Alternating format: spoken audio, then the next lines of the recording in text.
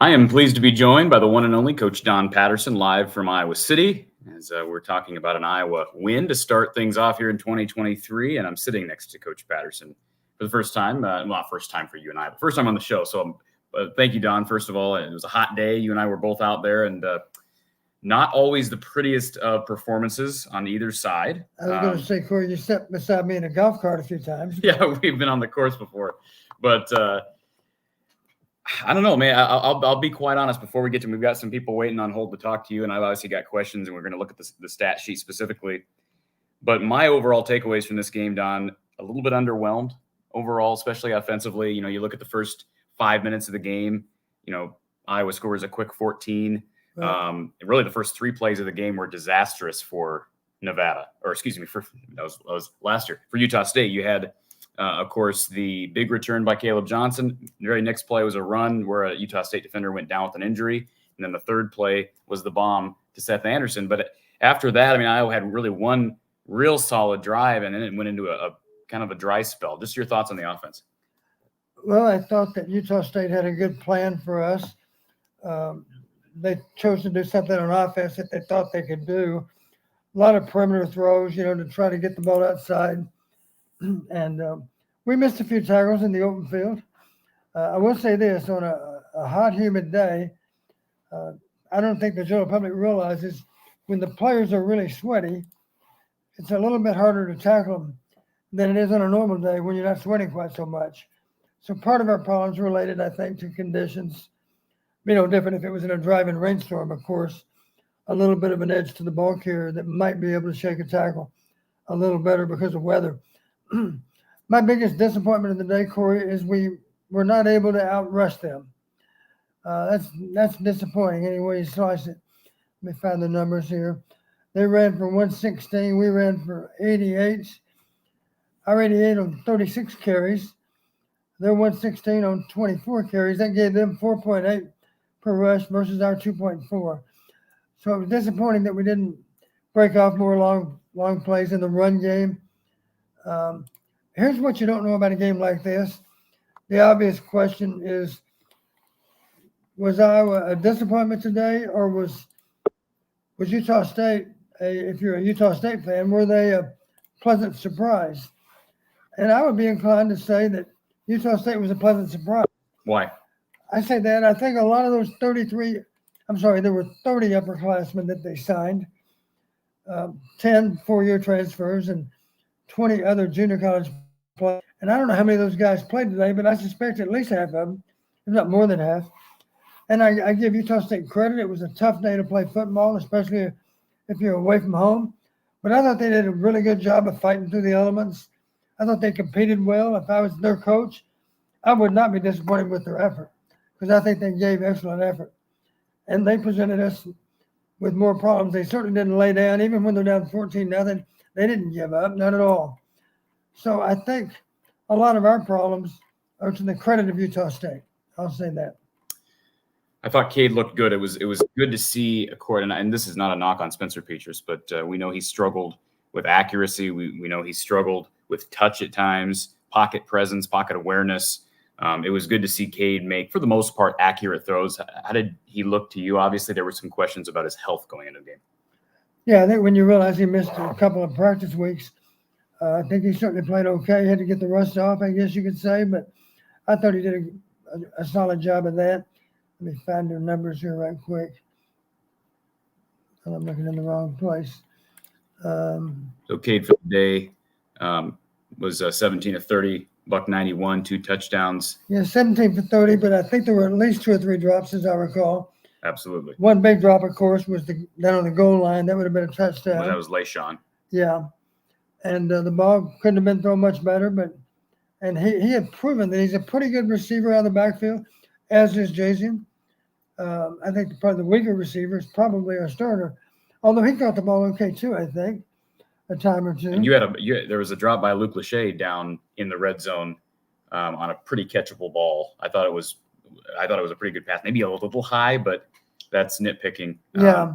One thing that won't surprise you, we targeted the tight ends 13 times. That resulted in 10 catches for a total of 88 yards. And, of course, a beautiful catch by Luke. That was a long of 31 yards. That had to be that play. It was really a jump ball, but it was a good matchup in terms of height. And to Luke's credit, he high-pointed the ball. The ball was thrown in a position where it was very, very catchable. Luke went up and got it. That was a well-executed play by both Cade and Luke. Don, James got in here, very first comment of the day, and this was actually before the end of the game. But I just want to get your take on this. He says, O-line is terrible. Was the O-line terrible today? You know, you always hear me talking about being able to create creases in the defense. I don't think we did a great job of that. We didn't have a lot of space to run to. I think the problem can be shared with the O-line and with the backs. A good back, of course, is always going to be able to make that first guy miss. It's hard to do all the time, but if you have a great back, that's what a great back will do, is make the first guy miss. Ronnie Harmon made the first guy miss. Very few backs in college football can do that, but I don't know that we have one that can consistently make the first person miss. I don't think so. Caleb, as we were talking about earlier, it's just not his running style. He's what I would call a glider. He's not really he's not a COD guy, a change of direction guy. You know, he doesn't stick his foot in the ground and try to make a hard cut away from him. He tends to run almost effortlessly, and sometimes, of course, you'll see him run through a tackle, turn it into a long, long gainer. Today, that didn't really happen very much. He had one carry of a long of 21, and on 19 attempts, a total of 63 yards. So obviously, not a lot of double-digit plays in there. The 21-yarder might have been the only one, for all I know. And LaShawn had 6 carries for 16. I see good explosiveness out of him, a little better COD, not quite as powerful a runner, but he certainly is a dangerous runner. And then Jason had 5 carries for -2. Maybe he had a little weaker supporting cast. You saw some other linemen in there at the end of the game, of course. But the bottom line, we didn't sustain our running game very well. That's why we got into too many. Thankfully, we got out of some 3rd and longs with penalties on the part of their defense. Or some cases, of course, we had some well-timed gains in our passing game that took us off the hook in some long situations. But part of the disappointment, we did target the outside receivers or the inside receivers. In the case of Nico was an inside receiver. Seth had 5 targets, Nico 6. Caleb Brown had 2. That's 13 targets. The bad news, only a total of 4 catches out of those 13 balls. We gave him some chances. We had some big gainers. 36 was Seth's touchdown. 29 by Nico. Great catch by Nico. A good throw by Cade. And I guess that's it, those 2 plays. So we had 3 explosive plays in the passing game, at least 3, probably only 3. I don't know that for a fact. And then 1 in the running game, so that gives us 4 explosives on the day. As you know, that was part of our problem last year. We only averaged 3 a game in the Big Ten. So we got at least 4 today. Probably only got 4. I'll have to check every individual play to see what the numbers are. But my biggest concern up front, Don, was right tackle. And I noticed John here in the chat makes a comment about Dunker having some whiffs. I was intrigued by the fact, not intrigued, but curious by the fact that Dejon Parker didn't come in until the very end. Yeah, I couldn't help but notice that. I was hoping we'd see him sooner. That tells me he's not close. Not right now, even in a dogfight for the starting position. The first backup lineman I noticed was Feth at left guard, and I wouldn't have noticed him then except he false started. I don't know how many snaps he got. He certainly got more snaps, I believe, than any other backup in the O-line. I would assume he ended up with a fair amount of snaps. But the other backups hardly played at all, I do think. Bo Stevens was out. Ellsbury was in, right? He got some time. As you mentioned, Rusty.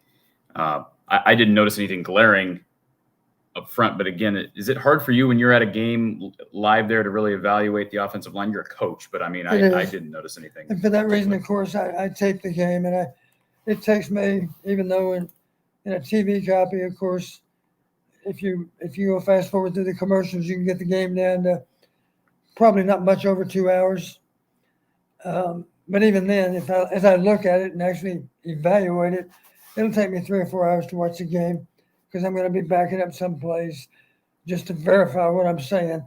Yes, that ball should have been caught, or no, that was not a catch, whatever the case might be. Okay, we've got a bunch of callers here waiting. Iowa Smokehouse, want to thank them. They're sponsoring our call line throughout the year. So let's go to our Iowa Smokehouse call-in line. We'll start with Grant. Grant, welcome. Hi, Corey. How are you guys doing, Coach Don? Doing pretty well.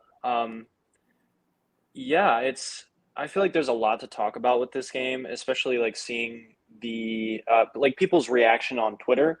I feel like a lot of people's reactions to this game, like you would have thought we lost this game with how people were reacting. I understand people having higher expectations,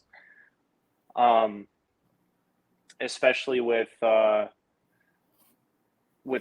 Cade coming in and a lot of the transfers coming in and stuff like that. I think, sort of the main problems that I saw, especially were after the scripted plays came out initially in the beginning, Brian's ability to adapt throughout the game with the play calling, I feel like has been a continuous problem. And I feel like we've seen that in bowl games where the offense will come out strong in the first couple possessions. And then throughout the game, once those kind of scripted plays, or I don't know exactly what it may be, but that lack of adjustment starts to show up. Would you attribute the early success to what Grant's talking about? I mean, adjustments the pass down the field to Seth Anderson, you had a corner fall down. Looked like a busted coverage. I never saw the replay, but he just blew by the guy. Did he stumble? Did he fall? I don't know. I think he stumbled. I think he fell. Yeah. I think he fell. Yeah, that the corner obviously wasn't any factor on that play. And it was a really short field because of the Caleb Johnson return. Right. And that was 30 seconds into the game. That was our second offensive play. Yeah. And second drive, though, I mean, I can't remember how long was the second drive. You have that in front of you, Don? The second drive of the game, which produced the touchdown to, was it Luke Lachey? That was a I know. Or no, I'm sorry, it wasn't Eric. It was Eric Hall, wasn't it? 11 plays, 75 yards. Great drive, best drive of the game. Yeah. And so that game, I think most people, and I don't know if were you at the game, Grant? I was not. No, I'm down here in Arizona, actually. Okay. Well, I think most people at the game, I'm sure you watching the game on television, we were all, I mean, it felt like, okay, this is Here we go. where we're at Yeah. here, and this is going to be a 40 burger. I was doing the math, and 14 points after 8 minutes, as I recall. So based on that, we should have ended up with about 110 points. Yeah. Well, and especially after last season, coming out straight with 14 points, we're all like here, like finally, oh my God, this is happening. This is what this has been building up to. Yeah. I think another thing. I think they persevered. They didn't surrender. Yeah. They fought back. I think they've kind of found their way on offense, with a lot of the little perimeter passing game, and not that they killed us with those plays, but they managed to grind out some first downs and shorten the game. Yeah. It kept us honest with the run game. I knew the quarterback was a decent runner. A few times, of course, he would pull the ball from the back and run the ball and ran for some yards too. We were lucky. There were times when they had some untimely penalties that helped us. I was wondering about the 75-yard drive. Maybe not on that drive. Here's a big play on that drive. 3rd and 15. We gained 18 on a short throw in the flat to Jason Patterson. And for a gain of 18. So we got off the hook on extra long. And then the rest of that drive, we didn't have, I take that back. We had 3rd and goal at the 2, ran for a yard. And then on 4th down, we threw to Eric for the touchdown. So we didn't really face a lot of critical downs. We converted them 3rd and 15. That was a big help. That drive we really earned because there were no penalties that assisted us on the part of Utah State's defense. And Grant, I'm assuming when you were watching this game early, and Vegas obviously knows what they're doing. The number I think was 22 heading into the game, maybe 22 and a half, somewhere in there. And it was 24-6 late. I just, you get it. I think we all get ahead of ourselves. You see that kind of a start, and we just, it's not sustainable. But at the same time, the conditions and it's not like it was real windy today, Don. No, it shouldn't have been a day that was difficult to throw the football down the field. Incidentally, hats off to both punters. Right. Yeah. They have an outstanding punter too. Both punters. And I think the final score is a little bit misleading as well. I think if you really take a look at it, it very easily could have been, 28-7. You have a couple dropped, potential touchdowns on that one drive, I believe. Right. Cade threw a really nice looking ball to, I think it was Nico. He just kind of dropped it right in the basket there. He just couldn't quite get his head around to catch it. And then he threw another pass to one of the running backs, I think, and it was just a little maybe too hot for him on the outside there. With that being said, Grant, and I'm not telling you you're wrong. The score is deceiving. But like Don said earlier, Utah State outgains Iowa through the air. They outgain them on the ground. That's not good. Yeah, and in the run game in particular, I know is pretty concerning. I think the O-line has improved marginally. I'm not by any means an expert. It's not an absolute disaster like it was last year, it seems. I think that also kind of leads into another point I wanted to bring up real quickly with the defense. And I don't know if you guys could speak to this at all, but at least from my perspective, watching Iowa football over the years, when the defense tends to face an air raid offense, they'll give up a bunch of yards, and they'll give up a bunch of kind of quick comeback routes for a first down, and they'll give up chunks of yards down the field. But it's kind of that typical Iowa bend but don't break defense. Well, they'll get down to the 25-yard line, and then they'll hold, and they'll have to end up kicking a field goal. And I guess for me, it's pretty frustrating to watch, and I'm kind of getting flashbacks to when they play Purdue, and they're just slinging the ball all over the field and they're driving at will, it seems like. But I don't know. It's a little frustrating, but as an Iowa fan, I feel like I'm kind of somewhat used to this when it comes to air raid kind of spread offenses. I don't know what your guys' perspective would be on that, but that's just kind of how I feel about that. Yeah, I'll remind you of this. Their only touchdown happened against our backups. Right. So Yeah. our defense did play all day without letting them get into the end zone, which is not surprising. I thought overall, I think our defense played pretty well. One way to neutralize our pass rush is simply to get rid of the ball in a hurry. The quarterback Right. did that much of the day, and you can imagine if you're working hard to get to the quarterback and the ball keeps coming out in a hurry, it's frustrating. Yeah. So we didn't end up Absolutely. with a lot of sack yardage. And hats off to Utah State for deciding to play that way. I honestly do believe Utah State's going to surprise some people out west. I think they're going to win more than half their games. I really do. Well, they were only, let's remember, they finished top 3 in the Mountain West last year, 6-7. But again, decent conference. They were 11. They had won 11 games 2 years ago. Now, they were not good.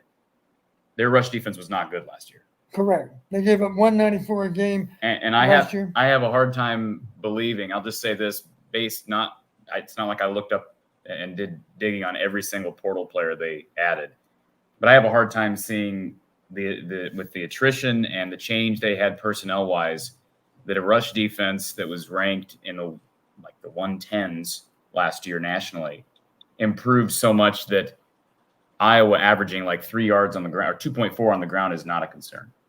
That's a concern. It should be a concern. Regardless of what Utah State ends up being, if Iowa's going to be able to be dominant up front, you ought to be able to run the ball effectively against Utah State, and they did not. That's true. Yeah. That's fundamentally true. Let's just remind you of this. Here's a stat from last year in the Big Ten. If you outrushed your opponent, I'm just talking about conference games now. If you outrushed your opponent last year by 100 yards or more, your record in the Big Ten was 30 wins and 3 losses.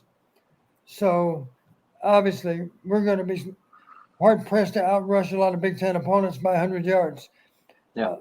Maybe in some cases we'll be able to pull that off. But in general, based on today, you'd have to hope we'd simply have some kind of edge in rushing yardage, because that does set up play action pass, and that does burn clock. That does give your defense a chance to rest by being able to grind out some first downs. So there's no doubt we have work to do. We have to be better with our ability to run the football. That's not just on O-line. That's on tight ends. That's certainly on backs, because they're the ones carrying the mail. And for that matter, the receivers have to take great pride in their blocking too. It's all hands on deck to get that done to the highest level. We did try to make some yards on the perimeter. Our fly sweeps actually helped us, as you recall. That young man, what's his name, Caden Wiegand. He's pretty fast. And the bad news, though, is Iowa State's already alerted that if he's a fly sweep guy, if he's running in motion with a lot of speed, you better have a way to get up the field and be able to tie him up before he gets around the edge. And a couple of times he got out the gate and produced good yardage when he did. Anything else, Grant? Yeah, I'll just say one more quick thing, and then I'll hop off here. I just think, isn't it just really nice to have a quarterback who can, throw the ball well? I don't know about you guys, but I wasn't able to watch many of the spring practices or spring games, but I don't know. I just feel like I had complete confidence in Cade from the start of the game. And, I think, there are situations, there may be a couple deep balls that he missed, but I think overall I just had so much more confidence watching the offense. As frustrating as it still can be, it's just really nice to know that kind of the commander of the offense, so to speak, is a guy that I feel like you can put your trust in. And he was throwing some really nice balls out there, and it's just it's very refreshing to watch Cade go out there and play. And then I'll hop off and let you guys speak. Yeah. Thank you, Grant. I flashed back on Cade's game in Indianapolis against Iowa. He had a great supporting cast at Michigan, of course, but he was cool, calm, and collected against a really good defense. And the thing he did in that game, he absolutely did not get a beat. He actually contributed to the win with how he played. I didn't do anything fancy or real flashy, but he just made all the routine. That's what good quarterbacks do. They make all the routine plays. The question as it relates to Cade And our offense this year, and Kay would be the first to say, I really wasn't tested today. The test is going to be maybe playing at Penn State and being in a tight ball game at the end and having to drive 80 yards in front of a whiteout crowd, because that's going to require a superior effort by Cade, because a lot of that's going to fall on him. And even then, of course, teammates have so much to do with it too. So the jury's still out on how Cade's going to play when he's really under the gun this year. He'd be the first to tell you he missed a lot of playing time last year. So it's going to take a little bit of time to get back in a groove that he was in 2 years ago when he was starting for Michigan every game. But I have no doubt he's a veteran quarterback. I have no doubt he can get there. And I think today was a good start toward that as a goal. We've got a laundry list of callers here who want to hop on with us, ask Don questions. We've got Tom Kakert in our queue of HawkeyeReport.com. He'll be sharing some thoughts following availability with Kirk postgame. We're going to take a quick 30-second break. We'll be right back here with more Iowa postgame with Coach Don Patterson. Imagine the Possibilities is dedicated to empowering people to reach individual achievement across the spectrum of life. We believe in creating lasting relationships, empowering people for success, and cultivating joy. Our team of passionate people work each day to serve our communities in ways that create a lasting impact. We believe in creating opportunities for people with disabilities to achieve goals, build skills, and celebrate all that's possible. If you want to learn more about us or join our exceptional team, visit us at imagineia.org. We're back here, Iowa postgame with Coach Don Patterson. Iowa defeating Utah State on this Saturday, 24-14. And we, again, have a long list of people who want to hop on here. Please be patient. We're going to get to all your calls, but we do want to get to the man of the hour, Mr. Tom Kakert, who is fresh off the Kirk Ferentz postgame press conference. Tom, good to see you, sir. And looks good like to see you, and good to see Coach. Looks like you're in some air conditioning. Let's scoot over here, Don. Okay. Other way. There we go. Let's see if we can get this one. Yeah. We'll try to make this work. I'm up in a suite. I'm actually in a suite in the press box. Okay, you're living the 5-star life. So, Tom, first of all, let's get to the important stuff. What'd they serve you today? It's actually different. It was some ham and some scrambled eggs and some fried potatoes, and wasn't bad. 11 o'clock shift, you get brunch. I've always said my personal take, Tom, has always been in the press box a couple of times, and I would always rather be in the stadium. But a day like today with the heat and the sun, I do envy you a bit. So tell us, first of all, before we get to Kirk, can you just give us your overall takeaways? Because I know people do. You've been covering the game a long time. You've seen a lot of these season openers under Kirk Ferentz. Just your overall takeaways. I thought, I thought they were solid. It's easy to get excited about the first couple drives, obviously, and then put those in a bucket. But then they hit that lull, and I'm not sure really what happened. We got a lot of different kind of comments about the run game was interesting, and some of the comments that I asked Cade about it, and then Kirk commented about it afterwards as well. And it was more along the lines of they didn't have a lot of film on this DC and this group of players at Utah State. So they had to go back to like 3 or 4 stops with this DC, and it's totally different personnel. And Coach Patterson could speak to that pretty well, I'm sure, because he's been in that boat too, where it's just difficult to get a good prep when you've got so many new faces on that defense. You got a new DC with that personnel, and they gave them some different looks that they weren't expecting. That's one of the things that Cade said to me after the game when he was talking, was it was just a lot of different looks. So that's maybe why the run game didn't get going. I was impressed with the pass protection, which I think is even more important for them at this stage, with Cade coming back from his quad injury. I think they need to protect him, and they did that for the most part today. I think they had one mistake in the game where they let a pass rush come in. But I'm just, I don't know that we learned that this is a great Iowa team. I think we learned it's a good team, but how good, I don't know. We'll find out a lot more, I think, next week. And Don, how much do you agree with that sentiment Tom's kind of relaying from Kirk regarding not having tape. Again, the coaching changes. You mentioned even the play calling changes, but specifically with the defensive coordinator. Yeah, game one is difficult sometimes because if you're dealing with, even if a coordinator's new, you can go back and get video of him at his old school. But even then, what you don't know is how is the new coach going to affect the way the defensive coordinator runs the defense. Obviously, he's got a big say in what you're going to do as a defense. And you got some idea from looking at the previous school that the defensive coordinator was at, but even then it's guesswork. And invariably you're hit with a few surprises with how they played.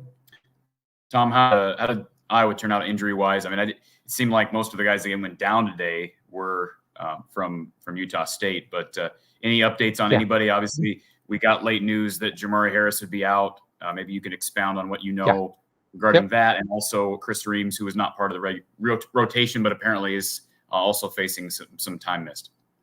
Yeah, Cook didn't say specifically, but all he said was that Jamari's going to be out next week and that he'll be back for the Western Michigan game. So you can read between the lines that Jamari was swept up in the gambling thing, and I think that's pretty clear. And as is Chris Reams, I think he's going to miss 6 weeks, so he'll miss half the season. But Iowa's really deep along the defensive line, so I think they'll be okay. Xavier Wampa left the game. I thought maybe it was a hyperextension, but it turns out it was a cramp, which makes sense with the heat today. Yeah. And LeSean Williams didn't play in the second half either, and that was also due to a cramping issue. So they were trying to be safe with him, and that's one of the things that they have to really monitor even after the game today is guys who have to get all the fluids in them that they can possibly get into them because they're playing out in that heat, and you just you get dehydrated. Tom, there was a play, I believe it was in either the second or third quarter, where Cade kind of got banged around and came up. You could tell kind of shaking off that right leg. Is there any mention of, was he available for post-game interviews? Yes. Yep. Talked to Cade, and it's he's going to be dicey. It's just it's a guy who's got high tolerance for pain, and he's highly competitive. So Kirk keeps kind of comparing it to Beathard in 2015, and remember that Northwestern game in particular where CJ was out there and he was hobbled. I mean, he looked like me out there, and that's not a good thing. And he just couldn't move. So, but he made it through that game, and they had a bye week the week after that.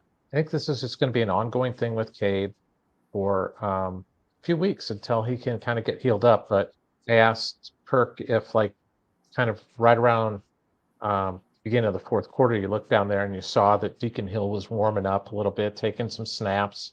Maybe they were going to go to the bullpen at that point, and Kirk said he never got approached about making a change or insisted on making a change. So I don't think it rose to that level, but Deacon Hill had the helmet on and he was taking snaps from Logan Jones. So I knew they were getting close to perhaps changing the quarterback. Anything that surprised you at all today, Tom, from a perspective of play calling? I mean, obviously there's going to be a magnifying glass on Brian all year, as has been. Was there anything in particular? I'm one big surprise, I should say big surprise, but I was a little bit surprised that I think it's clear that the next guy after the top four receivers is Caden Weegan right now. It's not Alec Wick. Now, I don't know if Alec's healthy, but Caden was in there a lot. Ran him on some sweep action. Just any other surprises from you from the offense? Yeah, and Weegan's the fastest guy in the receiver room. So they're going to get him on those sweeps, and I think they really like him there. Kirk talked about that after the game about just liking him, and that last year when he joined the program, he never really kind of got his feet under him in the right direction, and it seems like it's happened now. So they can use more speed, so they're going to get him out there. It was interesting talking to those guys about that first pass play. Cade had a huge smile on his face when he talked about that play, just because he knew that was in the arsenal. He didn't think they would go to it that quickly in the playbook, and they did. And then when they lined up, they knew it was 6 the minute you get to the line of scrimmage, and that's probably the greatest feeling in the world for a quarterback or an offensive coordinator and a receiver, is to know when you line up that you've got the right matchup, and then it should be 6 points if you just run it correctly. And Seth Anderson did. He got the double move on him and got 6 points. And Seth joked that he didn't know why he fell down. So, yeah, it was. Hey, by the way, one other thing, I don't know if you guys noticed, the last play of the game, we did get Cooper DeJean on offense. Was he out there? He was the safety valve behind in the victory formation. Okay. So I made sure to tweet out that Cooper DeJean was on offense. Why do that? I've never seen anybody in victory formation put a defensive player on the field. You would think the guy playing center field would be another offensive player, but Cooper, obviously, they have the most faith in Cooper. If the ball somehow comes out, Cooper will track the guy down and tackle him anyway. Yeah. Okay. I guess. Okay. Well, Tom, I thought it was super funny that he did that. Anything else that you took away from Kirk's availability? And for anybody who's new to the show or maybe confused as to why you're on, you're going to be doing this throughout the year. We look forward to this, being able to kind of get some quick takeaways from Kirk Ferentz. But anything else that stood out from the presser? Just that I think Kirk still feels pretty good about his offensive line. And they did do a good job of protection. He thinks that they're still going to make the progress that they need. And there won't be an excuse about not knowing what they're going to run in the personnel, because they'll have film on Iowa State and they know exactly what Iowa State likes to do. So next week will be a real test, just every game moving forward. So we'll find out if the offensive line's better. I thought there were times when they did play better. I thought the run concepts were better. They did some different things. It's not just the inside zone, outside zone that they'd stuck to for a long time. I thought there were some new wrinkles and looks, and the pass game looks. There's going to be definitely great chemistry for Cade with Luke Lachey and obviously Eric Gall, since they have so much time together. So we're going to see a lot of tight ends, and we're going to see a lot of running the ball with KJ and Lee Sean, and I think Chas Patterson did a nice job today too. That pass play that they ran fairly early in the game was a really nice play, and that's a tough little route to run for a running back and make that catch and get upfield. So he got 18 yards on that play. I'm still going to be concerned about the run game though. I just am. I got to see it.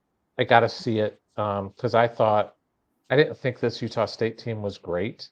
And I thought he'd have a chance to go out and and Caleb would get 100 yards easy today, and he didn't. And you take away that 21-yard run that he had, and it's a pretty average day for the Iowa run game, and they've got to get better. Yeah. And you could argue below average against this. The run, that's what I was saying before you jumped on. This rush defense was, I think, ranked in the 110s last year. Now they gave up 194 a game last year. Yeah, that's a concern, regardless of what Kirk says. And hopefully, what you said, and I think we always hear too, and I was sure you probably agree with this, Kirk always doubles down on we're going to see the most improvement from week 1 to week 2. Now, that was not the case last year. I mean, it didn't appear to be the case last year.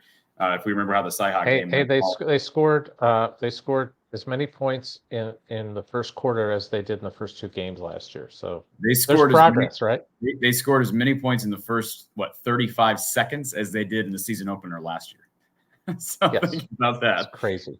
Tom Kaker from HawkeyeReport.com. Tom, I know you got lots of got a lot to do here this evening. So is there anything in particular that you would like fans to direct some fans to? I'm sure you have some podcasts here that'll be dropping. You're constantly podcasting. Yeah, actually, I'm gonna get one of Coach Patterson's old pupils, Mr. Chuck Long, is going to be coming on with me tomorrow night. So we'll be breaking things down with Chuck. And folks want to jump on to HawkeyeReport.com. We got one more day of a great sale of 50% off for a yearly subscription. So if people want to take advantage of that, we're going to have a ton of coverage plus the pod with Chuck tomorrow night. Well, Tom, appreciate you jumping on here, and thanks. Look forward to talking to you after Cyhawk game next week. Absolutely. Thanks, guys. Take care. All right, good insight from Tom, and sounds like Kirk was positive. Yeah. Positive. I mean, I still think there would have to be some concern there, given the fact that one would think, at least perspective, regardless of Utah State personnel and regardless of schematics and what they didn't have on tape. This is an average football fan saying this, Don, but you would think that Iowa's just bigger, stronger, and more talented up front. Right. And so you're going to be able to get 3.5 yards a carry without really a lot about your opponent. And I'm sure there were some alignments we didn't expect to see, but what happens, of course, is you adjust. You adjust during the game. And so another question relative to today would be, even if we got fooled in the first half with certain alignments and certain stunts, can you say that we adjusted well as the game played out? We didn't run the ball any better in the second half. That was a disappointment to me that we didn't. I give Utah State a lot of credit. I do think their rush defense is a lot better than a year ago.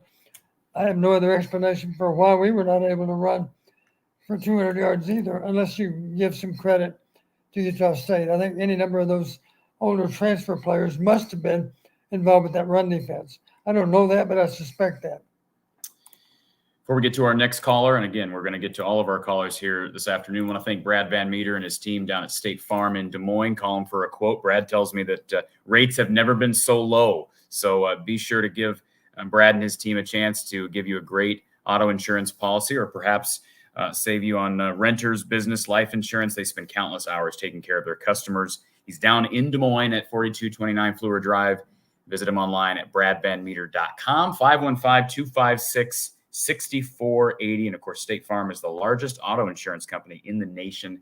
Brad and his team will take care of you. We want to thank Brad for sponsoring postgame coverage here from the Hawkeye of the Storm. Let's go back to our Iowa Smokehouse call-in line, and we've got who do we have? Let's see. Trying to make sure I have the right order here. I believe we've got Daniel on the phone.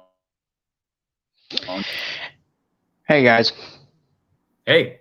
So I'm going to be straight honest with you. I'm a Nebraska fan. So I did see part of your guys' game, and I'm going to be honest. I was underwhelmed with Cade McNamara.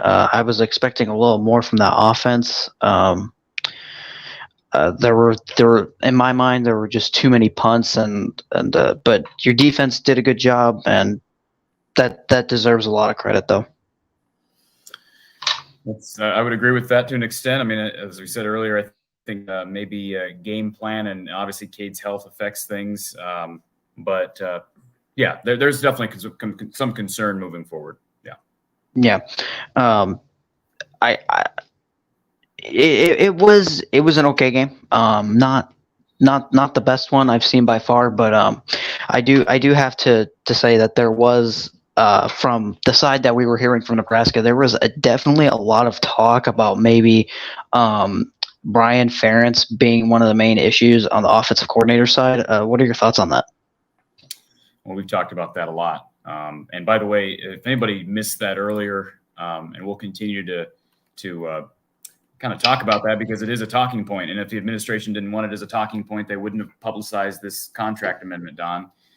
As of right now, Iowa's averaging 24 points per game, 1 point below what he's required to average. And I'm talking about Brian, although the points are combined defense, special teams, offense. What did you think of Brian's play calling today? And that was one thing as I was sitting there and I was in the north end zone today, and fans had just ambushed to the exits about 10 minutes before the end of the game, which I hate that, but I know it's hot. Yeah. I know it's not a real entertaining game. But I'm sitting there thinking, is the play calling as bad as I feel it is? I'm still sitting there thinking that. And tell me I'm wrong, Don. You're a former play caller yourself. I'm just sitting there thinking, got some good athletes out here, but it just seems odd. And I know, evaluating play calling can sometimes seem, like hindsight's 20/20. What did you think of how Brian called the game today?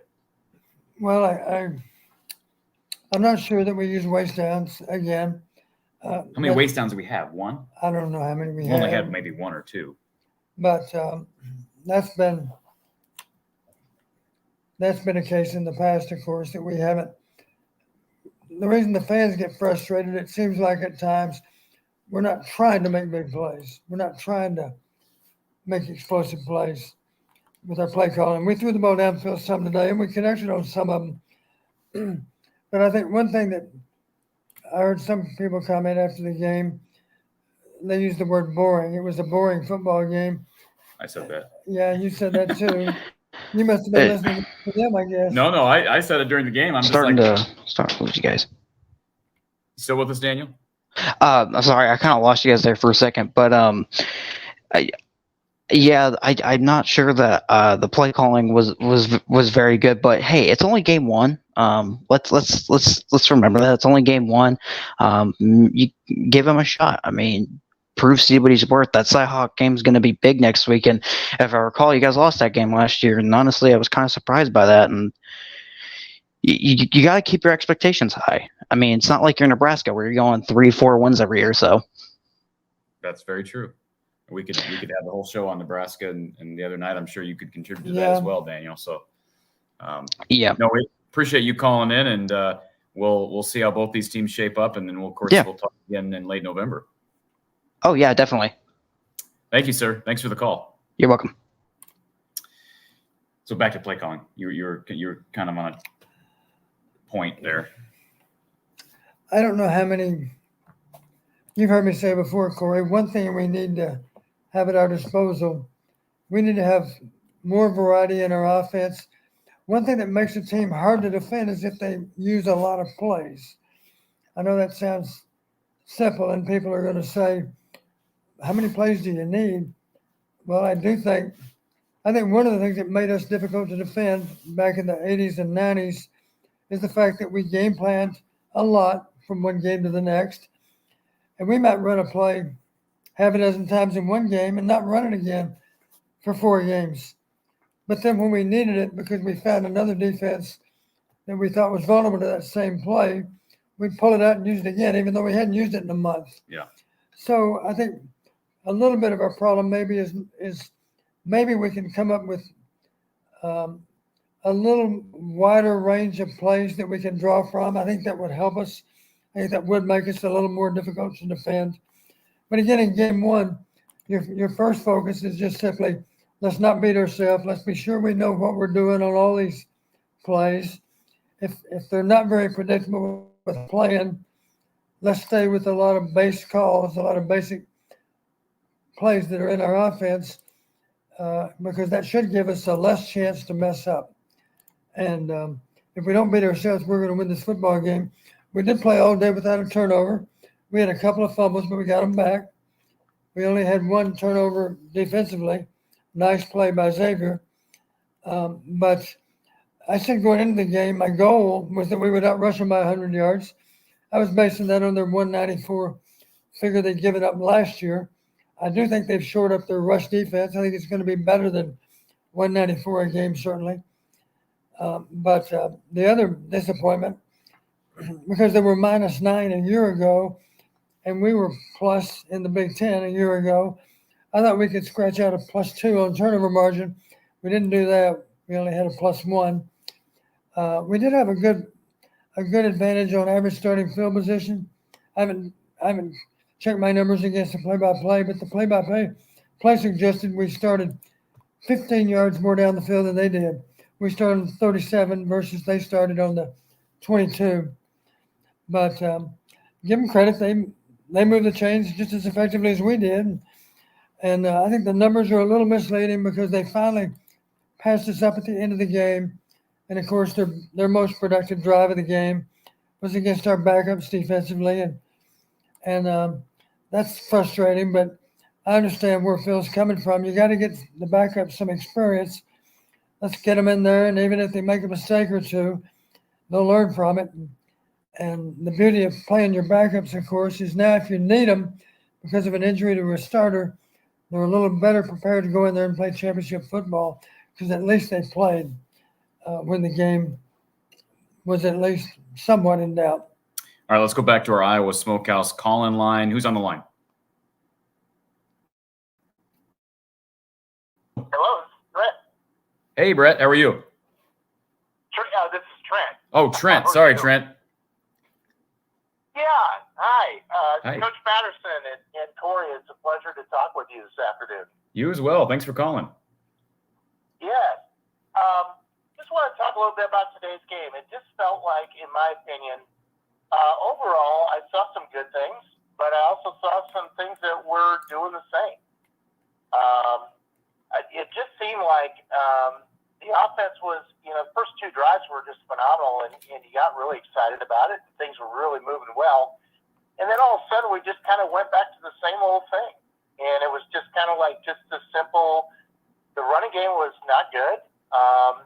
And I think our defense could have played better. It seemed like there was one kid there, I think it was Vaughn, that seemed to just, it seemed like on Utah State that just kept going to him in that flat screen coming around and just the short passes, and they were picking us apart. 12 like, catches. 12 catches for Terrell Vaughn, 93 yards and a touchdown on 18 targets. So they were obviously heavy toward Terrell Vaughn. You're right. Yeah. And it was like, it was frustrating when I saw that. It was like we weren't making any adjustments to come up and get him.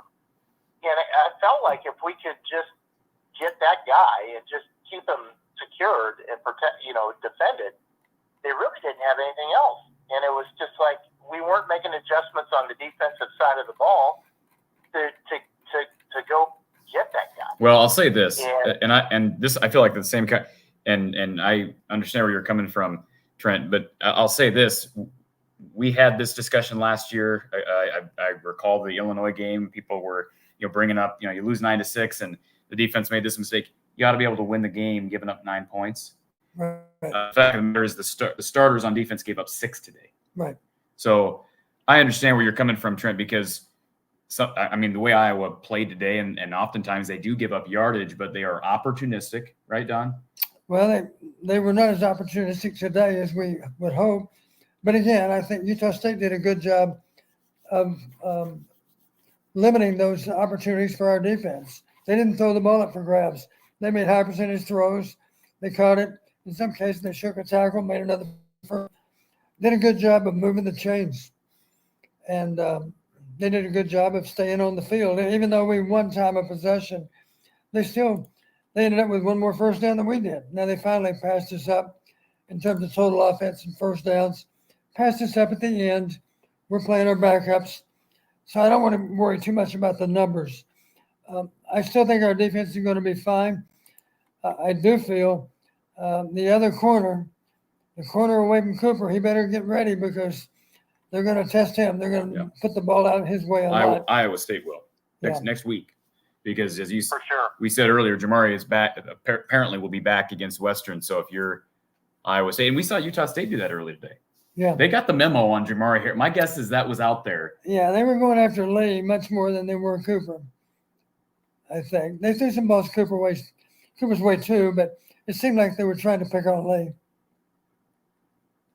Well, I saw that one play too where Cooper Jean almost had that pick there. I think it was in the first half, and it was just right in his hands. And he just missed it. And I'm like, that could have been 6 the other way. Yeah.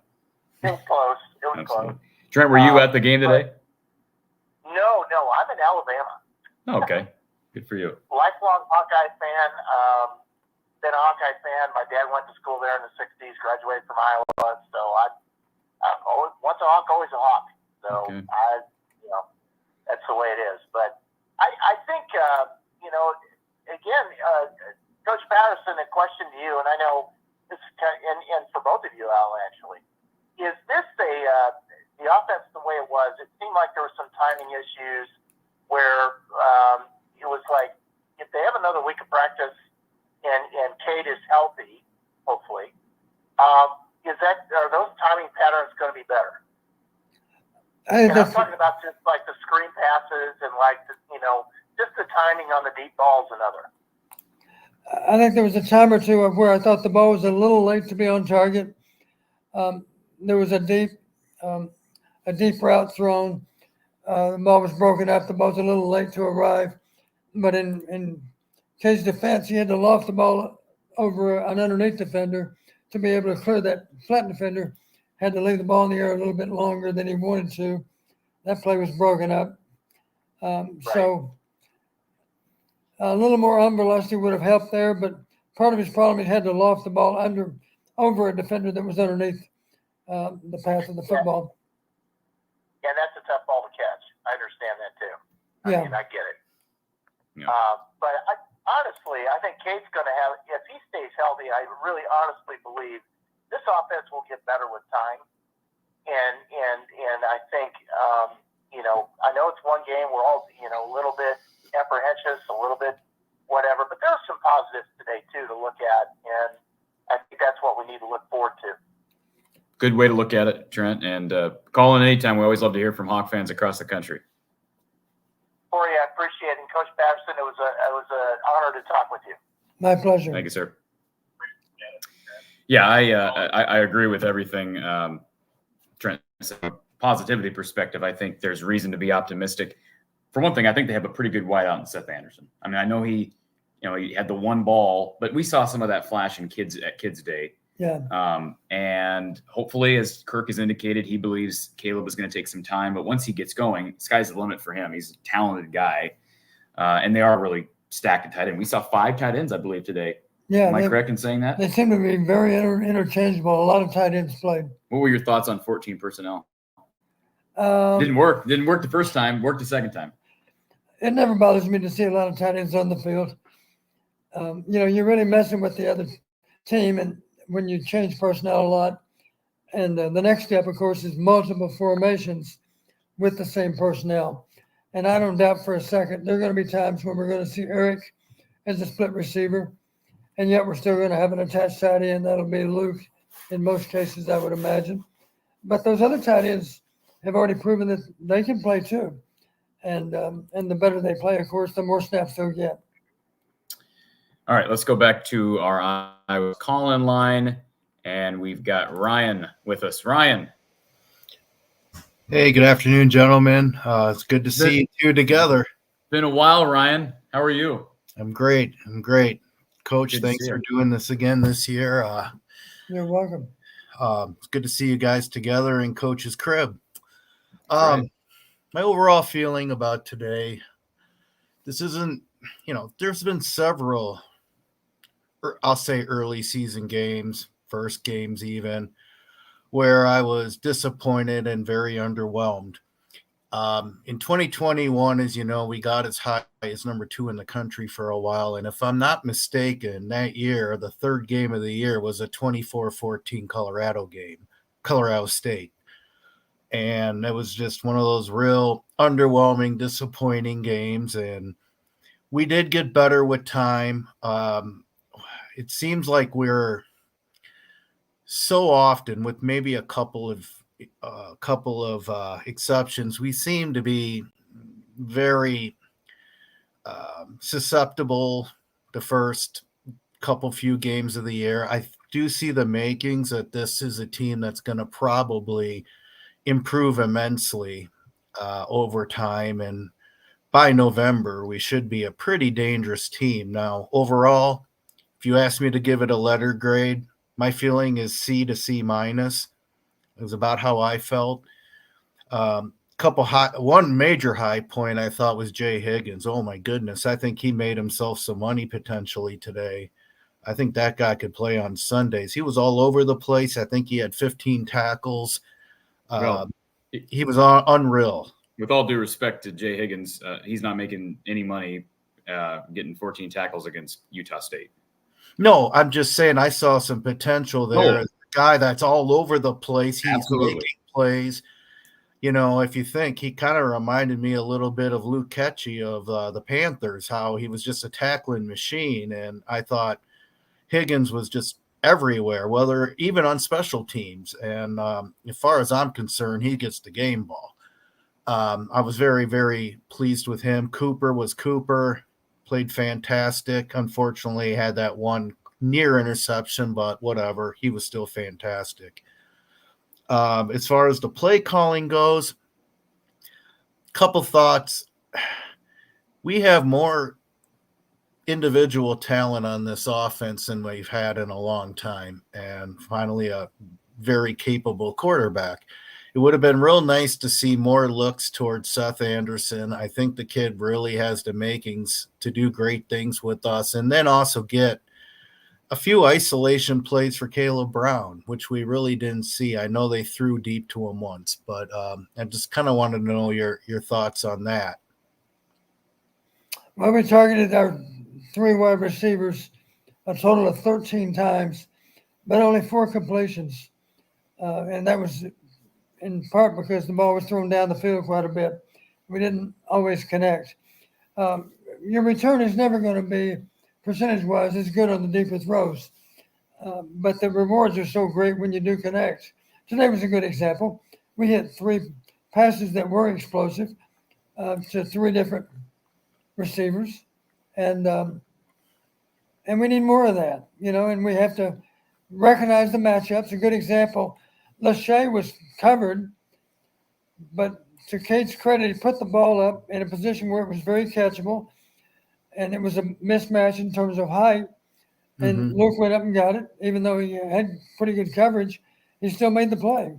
So that's an example of taking advantage of that situation in that moment. I don't doubt for a second that Kate threw the ball because he knew the matchup is good. If I give Luke a chance to high point the ball, he'll do it. That's exactly what happened. So hopefully he can gain confidence in all of our receivers and be able to throw with great confidence to more than just a few of them. Maybe as the season plays out, maybe the majority of them. That's something to shoot for. Yeah, I mean, I'd like to see more involvement besides just Lachey and Eric All. I thought Eric All looked fantastic too. I think he's going to be catching everything that's thrown his way. So as far as the offensive line, when it was 2nd and 1, I know I was watching with my whole family and I said, hey, here's a waist down. It's guaranteed 100% going to be a run up the middle. It was actually between the left guard and the left tackle. And I, of course, the question was, well, what's a waist down? And so I had to explain that real quick. And they're like, oh, yeah, you're right. It's going to be a run. We all knew it. And it worked. I mean, it was like a 4-yard run, so it wasn't a bad play. But, it was an opportunity to maybe go deep to Seth Anderson again and see if we couldn't get a second one. And maybe we're setting up Iowa State. Maybe that's it. Well, let's hope. But anyway, guys, thanks a lot for taking your time out and taking my call. And see you guys later. And go Hawkeyes. Next week's a big one. I got a bet on the line with some of my Iowa State coworkers back in Chicago. So go Hawks, Ryan. Appreciate your call. Yeah, the waist down. I didn't track the number of waist downs today, but somebody did bring that up to me during the game. Hey, it was 2nd and 1. Ran the ball. There were more than a couple of those, right? I don't think so. Well, there couldn't have been too many because we didn't pick up 8 or 9 yards. Yeah, exactly. That often on first down. Right. Which is the case last year as well. But when you look at the whole sample for the whole year, you're going to get a decent enough sample size. So right. Lemansky, thank you for the super chat. Support the swarm. I did last week. It factored into us seeing the elite Cade to Eric combo. Appreciate that, Lemansky. Absolutely. I had a swarm beer before the game. Have you had a swarm beer yet? I have not. You're not a beer guy, are you? No, I'm really not.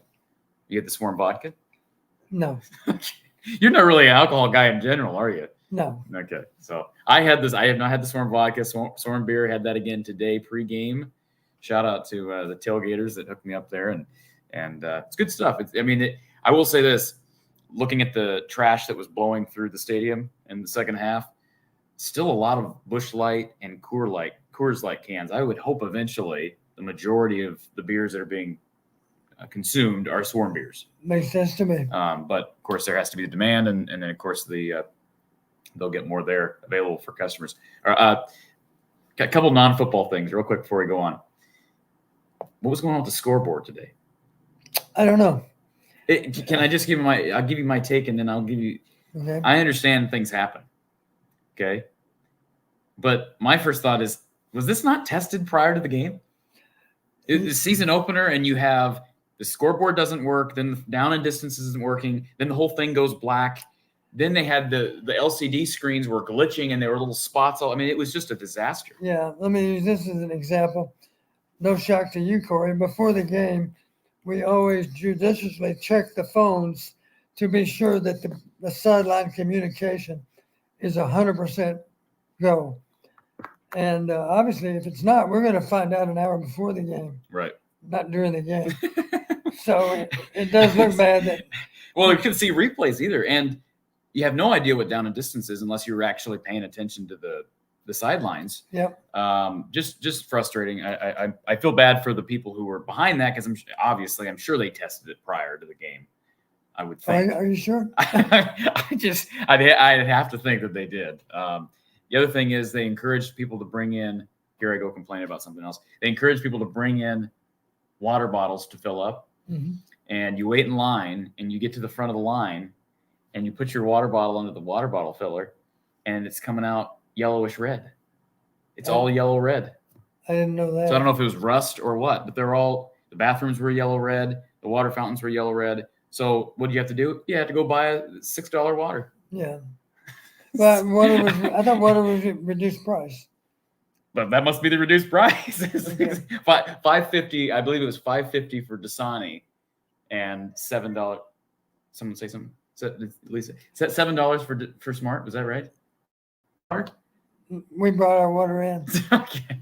Anyways, we'll get back to football. I just figured I did tweet that out during the game that it seemed like a lot of issues, and I know it was hot. It was a season opener. Things happen. Let's go back to our Iowa Smokehouse call-in line. Shadow Wukin. Am I pronouncing that username correctly? Yeah, Shadow Wukin. Hey. Been watching you for a while. Actually, really hype.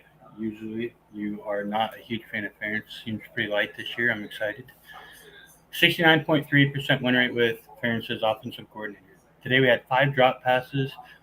We were unable to get a 3rd and 1 twice, a 4th and 1 once. That's not Iowa football. We had player 10, our middle linebacker, I think he is, Nick Jackson. Couldn't shed a block if he had to. Didn't fill holes. Honestly, I'm really underperformed in my opinion. And number 2, didn't run hard. Not like everyone's comparing him to Sean Green. Sean Green, Derrick Henry, and I kind of felt like I think it was A-Rob was our running back that went from hitting the hole hard one year to all of a sudden he danced too much, and people complained about him dancing rather than just hitting the hole. Granted, you have to have a hole to hit, and you have to run more than the 1 and 2 gap the entire game. But I don't know. Like, people are complaining a lot about like everything that's going wrong, but like I really don't think we've showed 5% of our playbook.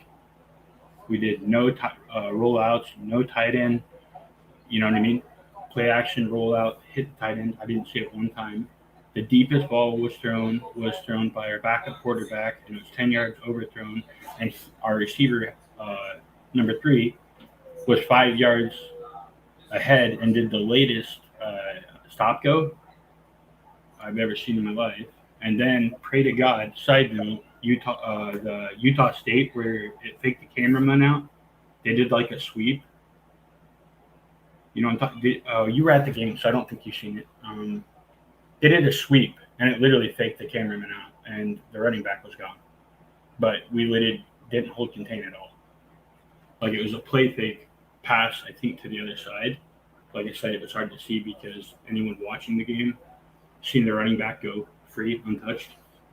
But I don't know. It was just really confusing. So go back. I know you kind of bounced all over the place. I was trying to hit everything because everyone. Yeah, I know, and that's fine. Go back to the beginning. You made a comment at the very beginning. You said something about how who's been anti-Kirk Ferentz? No, not Kirk Ferentz. Brian. You don't like Brian. You have no problem. I have nothing against Brian. I've been critical of Brian as a play caller and as a developer and as a quarterbacks coach. But I have nothing against Brian. Well, no, that's what I was saying. Like, especially this, like last year, it just seemed like. I'm not saying you. I'm saying more so just the environment here was, grab your pitchforks. Let's get rid of Brian. But it's like we're so close to being Nebraska. We have a 90s Nebraska. What is it? 90s, 2000 Nebraska. They went from winning nonstop in championship games to now they're nobodies. I really don't want that to be us is what I'm worried about. Okay, I understand that. You said we're so close to being Nebraska. What does that What We got a gives you- 70% win rate with Ferentz as coach. Are you talking about Offensive Kirk or Brian? Offensive coordinator. 70% win rate, 69.3. This isn't going to be turning into a Brian rip fest. I wasn't ripping Brian. It's the first game. Fans are upset because Here's what? 2 straight years of ineptitude offensively. That's why fans are upset when they see a performance against Utah State that's, they don't run the ball well. That's why. It's not one game. And the second thing is you do not evaluate an offensive coordinator based on team wins. Okay? That's like, we've given the illustrations of running a business and having different departments. If you got one department that's sucking, right, and every other department's holding that one department up, you're not going to give that guy a promotion just because the entire company's doing pretty well. Correct. Right? So, I mean, I have nothing against Brian Ferentz. I feel like I'm probably going to end up having to say that every week this year. But the fact of the matter is fans are upset because they've seen 3 straight of, this is 2 straight years. I'll give them 2020 because 2020 they were effective on the ground. But 2 straight years of total ineptitude on the ground, through the air, almost in every category. So is that fair? I mean, you can talk what you want about wins, but I mean, the fact of the matter is the offense has been bad. Are you really going to argue that? Well, in a way, yeah. But the only way I'm arguing it is what is our turnout comparatively to every other coordinator? How many people have we had leave? Amir Smith-Marset, we had TJ, Noah, Tristan, Alaric, Tyler.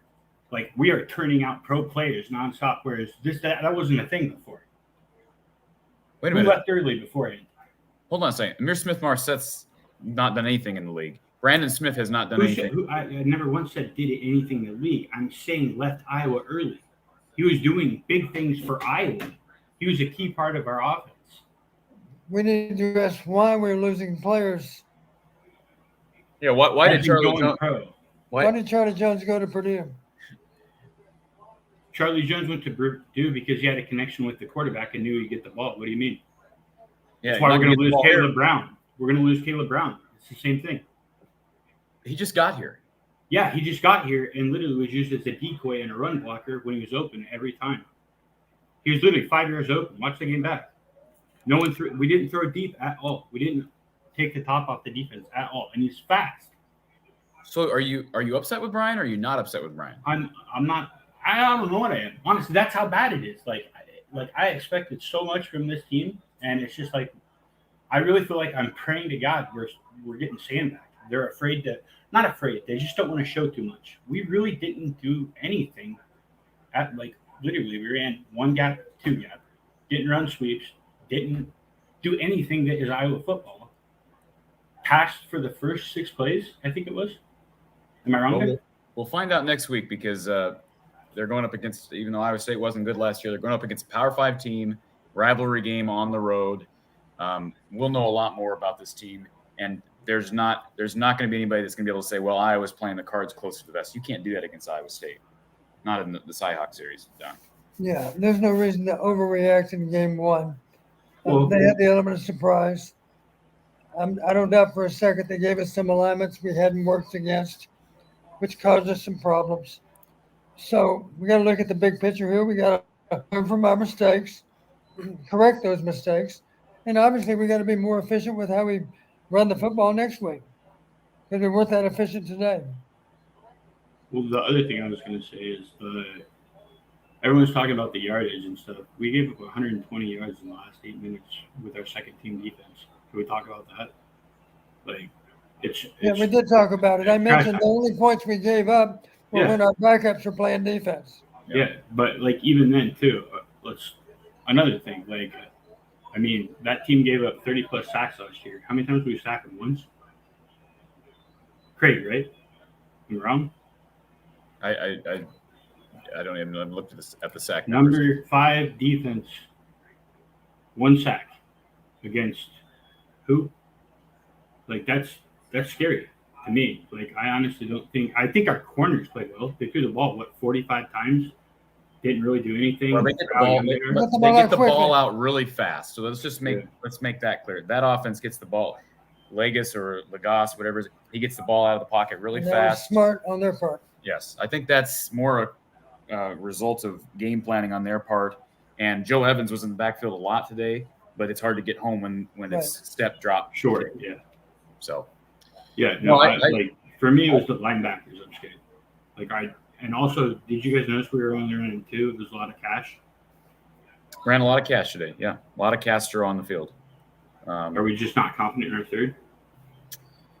I don't know. That's a good question. It's just out into personnel. If you're looking at spread well, offense, spread. you're going to Better for spread. Yeah, good call. Yeah, it'll be interesting because did you see Kyler Fisher at all today? I noticed I him think on once. special things. Yeah, special. Yeah. So we'll see. We'll see, sir. And I understand where you're coming from. And believe me, there's no firing. There's nobody here, me, calling for a firing of anybody after game 1. Believe me, that's just. I just don't want to be Nebraska, Like they were really good for a long that. time, and now they're off the face of the earth. But there is pressure on Brian. There's not pressure on No Phil. doubt, 100%. Not pressure on Phil. What do you think? That would be the last thing. Why didn't we kick the field goal? It's your son. Why didn't we kick the field goal? We got the ball with 30 on the 30-yard line, 3 seconds left. Why not just kick the field goal and get it done with? Why make it a thing? At the end? Yeah, why? You realize how bad of a PR look that would be if they kicked a field goal? That's what I'm saying. But I'm wanting you to say it so that every Iowa fan will stop. They don't understand an honorable coach and not running the score up and how bad it look. Well, yeah, you there's no way you could do that and not Fans have that would have kind of been PR fans would have disaster. been offended if we would have kicked a field goal. Agreed. That would have It's been just the that least everyone's sports center. trolling about how he didn't get his 25 points. We could have got it. It was there. We just chose not to. Like, it was there. No, I appreciate the call, sir, and a lot of your points ring true. Thank you for the call. Yeah, I mean, I didn't even think about that at the end. I walked out. If we would have kicked a field goal, I would have been disappointed and surprised. Yeah, kicked a field. Can you imagine? I would have driven down here for the press conference Tuesday because that would be insane. I just that was not going to happen this evening or this morning. Okay, let's get back to our Iowa Smokehouse call-in line. We've got a caller on hold. Thank you for calling Iowa Postgame with Coach Don Patterson. Who's on the line? Bronco, how you doing? Good. Well, the last time we talked, I was telling you I was going to try not to be so critical of Brian Ferentz every time I call, but it's tough. He's not making it easy for me, I'll tell you. I thought, just looking at the game, I disagree with a few things, by the way, that last caller talked about. I thought the defense was solid, and they're breaking a lot of new guys in, and at the end of the day, when you look at them, we've always been a defense where I feel like the other team moves the ball fairly well between the 30s. So didn't really feel like that spooked me too much. But offensively, I just thought everything felt just a little bit unimaginative. Would you agree? Unimaginative or playing your cards close to the vest, Don? I feel like we say that every year, and it ends up just being that's an excuse. I don't think are we really do offensive coordinators go into games saying, "Well, we're gonna just play vanilla out here because it's boring today." You heard me comment that if you don't know for sure what alignments you're going to face, the tendency then is to go with more all-purpose plays. These are the plays we're confident that we're not going to mess up, that have a chance regardless of how the defense might align. You saw some of that today. We weren't sure what we might see in terms of alignment, so we went with some more base plays, and I think some of them had good success, and others maybe not so much. But it's still blind. Don, I'm sorry, I don't want to interrupt you. Go ahead. I was going to say it still gets down to, you've heard me talk about creating creases in the defense. It still gets down to there's a little element of brute force and ignorance, if you will, as we say.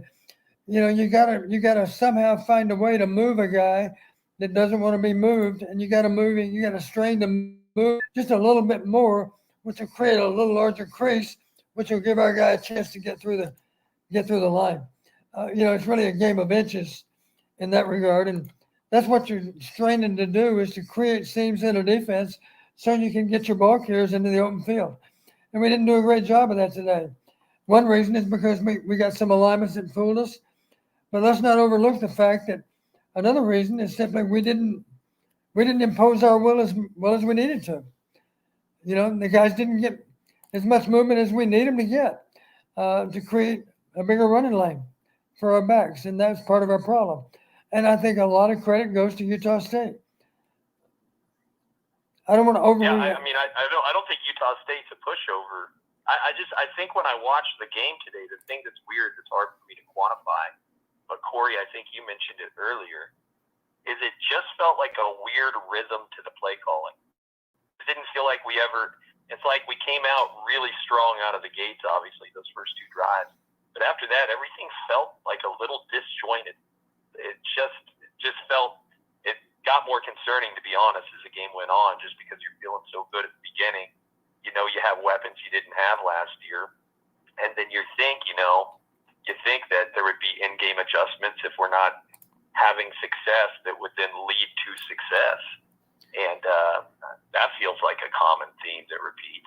Well, the only thing that and the only thing I can say regarding what you just said about the two drives to start the game, I know you know this, Bronco, but as a reminder, that first drive was one play. So, one play, they had one good drive. I shouldn't say that. They had one complete, 72 play, 10 plays, 75 yards. Great drive, and converted a fourth there at the end. They did have a third drive. I believe the third drive down the field was fourth down and 1. They were converted to 3rd and 15 on that 75-yard drive too. Right. Yeah. So there were good moments there. I thought the first quarter was, for the most part, solid offensively. And I understand to a point.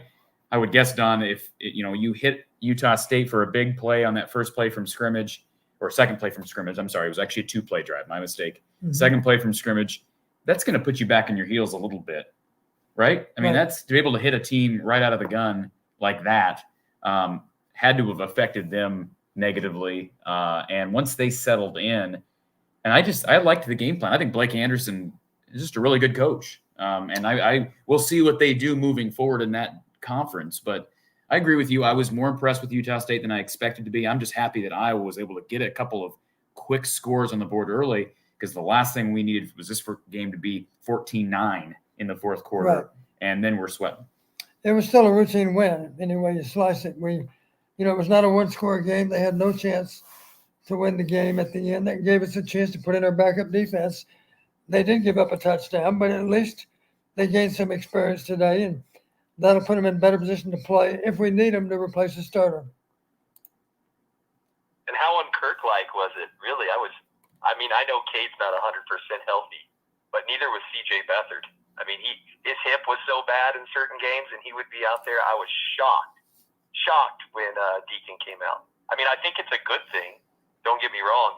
I kind of laughed to myself thinking, well, now that your son has this, his back's up against the wall trying to hit this ridiculously low point mark, now you're going to pull your quarterback and put your backup in after all these years. But I just don't ever really remember him doing much of that. Not that he's never done it, but just rarely. Right? Well, they were up 8. They were up 3 scores. Yeah. I mean, yeah, I'm not saying it's a bad thing. I mean, I heard you talk earlier this week when you were saying, like, you would hope he would get Cade out of the game. Yeah. Me too. But I spent all last season, hoping that they would give somebody else a series, and then I don't want to relive that whole thing with them finally giving Alex a series. Part Ohio State. Not to defend them, like perfect example of that, Bronco, was Nevada last year. And that was a game I was at. And they were playing until 2:30 in the morning. It's 27-0, and Spencer Petras is taking snaps. We never played the backup quarterback. Now, in Kirk's defense and in the coaching staff's defense, maybe their mindset was, we don't have much confidence in Spencer. We need to develop. We need to get him in here and allow him to develop as much confidence. I'll give them the benefit of the doubt that was the mindset. They don't have to do that with Cade because he's as confident as they come. Right. They know what they have with him. So maybe that's an explanation, Bronco. But you're right. I was a little hesitant when I heard people say, well, if you get up 14 in the third, pull your guy. Kirk's not going to do that. But that 3-score cushion, I think, was a safe number, especially 18, not 17. Right. Deacon we haven't talked about Deacon Hill. He was less than effective. They moved the ball. Incidentally, we did run a naked with Deacon. He threw it behind the tight end. It ended up incomplete. I mean, he threw the ball deep once too, as I recall. And it's his first snaps. I get that. Yeah. But at least he got his feet wet. Yeah. Anything else, Bronco? I'll close with just saying, I'll close with saying I live out in Mountain West country.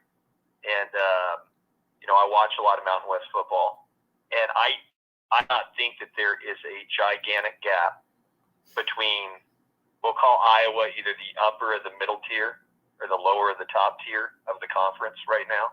I don't think that there should be a 45-point gap between a program like Utah State, who is not a doormat in the Mountain West. You look at the better programs there. Boise State is competitive. Play a lot of games out here, and Fresno State can play the big boys and be somewhat competitive. Air Force, you could throw them in there as well. So I don't know that people in the middle of the country watch a lot of Mountain West football, but if they do, I think that they would see that it's not Big Ten football, but it's not the bottom of the barrel either. And Fresno State did beat Purdue today, and that's a testament to that. San Jose State battled USC in week 0. Right. And I knew it was like 30-point deficit, but they scored points on USC. Right. It was supposed to be a top 10 USC program. So you're right. I mean, that's a conference that can play. Oregon State plays San Jose State tomorrow, so it'll be interesting to see how San Jose State plays week 1. But all good stuff, Bronco, and forward to hearing you moving forward. All right, sounds good. Talk to you later. Thank you, sir. All right. Appreciate all the phone calls, and we've got, let's see if we can maybe get something moving here. Maybe not. Okay, there we go. Perfect. I do see some of that dynamic in the chat. People are upset about today for various reasons, and then there's some that are looking at the positive side of things overall. Don, I guess we can get to your overall takeaways here in a little bit, but I do want to acknowledge our RTI Threads Player of the Game. RTI Threads, great NIL company, and they are actually the official apparel partner of Cooper DeJean, along with several other Iowa players, and they'll be sponsoring a Player of the Game on this show throughout the year. And our Player of the Game today, presented by RTI Threads, is Jay Higgins. 16 total tackles, 12 solo. He was one guy that really stood out to me, Don. Even defensively, there was not anybody else. I thought Joe Evans was effective. He didn't get any sacks, obviously, because of how they played. Yeah. Yes, couldn't get home if quick enough. But Jay Higgins just always seemed to be in the right place at the right time, which seems so familiar to us because we've seen some great ones like Josie Jewell and Jack Campbell. So far, one game in his starting career, he looked the part. He did. He also had a pass broken up. And I don't know how many missed tackles he had, but there certainly were not many. Obviously, if you make 16, you're doing a lot of things right. Absolutely. And ironically enough, RTI Threads, they carry Cooper DeJean's apparel line. You can click on the link in the description of this video if you want to check out his awesome merch. But I asked Cooper DeJean in a preseason interview, hey, who's the one guy who's improved the most in the offseason? And he said Jay Higgins. Mm-hmm. So based on 1 week, I think Cooper was probably right. Let's get to our next caller here on Iowa Smokehouse call-in line. Kyle, welcome to the show. Hey, guys. How are you? Good. It's good to be back with football season. Absolutely. One side question for you, Corey. You've never alluded to this, and I'm totally comfortable if you don't want to answer. What is your day job? My day job? Yeah. That's a complicated question, Kyle. Oh. So my wife and I, we operate a county news site in Story County, and we also own another small business. So we're kind of small town entrepreneurs, if you will. That's cool. My question is probably mostly for Don, but appreciate you jumping in if you felt like you wanted to, Corey. There were like 36 first downs today that were converted, and I was thinking about Don's comment last week when I think it was the preview one when he talked about clock not stopping and that could affect records and whatnot.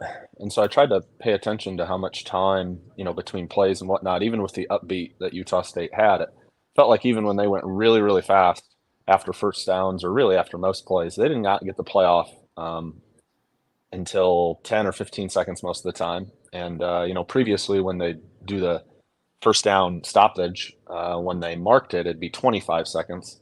Whereas today, now with the new rule change, it's, right away, it's 40 seconds. So I don't think it's like 15 seconds every single play, but I don't think that would be unreasonable. So my point is 36 first downs at like 10 seconds of play is like 360 seconds. So that's like 6 minutes. And so my question is, do you think that's advantageous for the Hawks, Don, just because of the style of play they play? You know, that there's going to be less time, less plays, especially with the way the game's changed. A lot of coaches want more plays, means bigger opportunities for bigger plays. And that's not exactly how the Hawks do it. They do ball control, and sort of feels like maybe they'd have some ball control with just the rule changes now, or at least less time.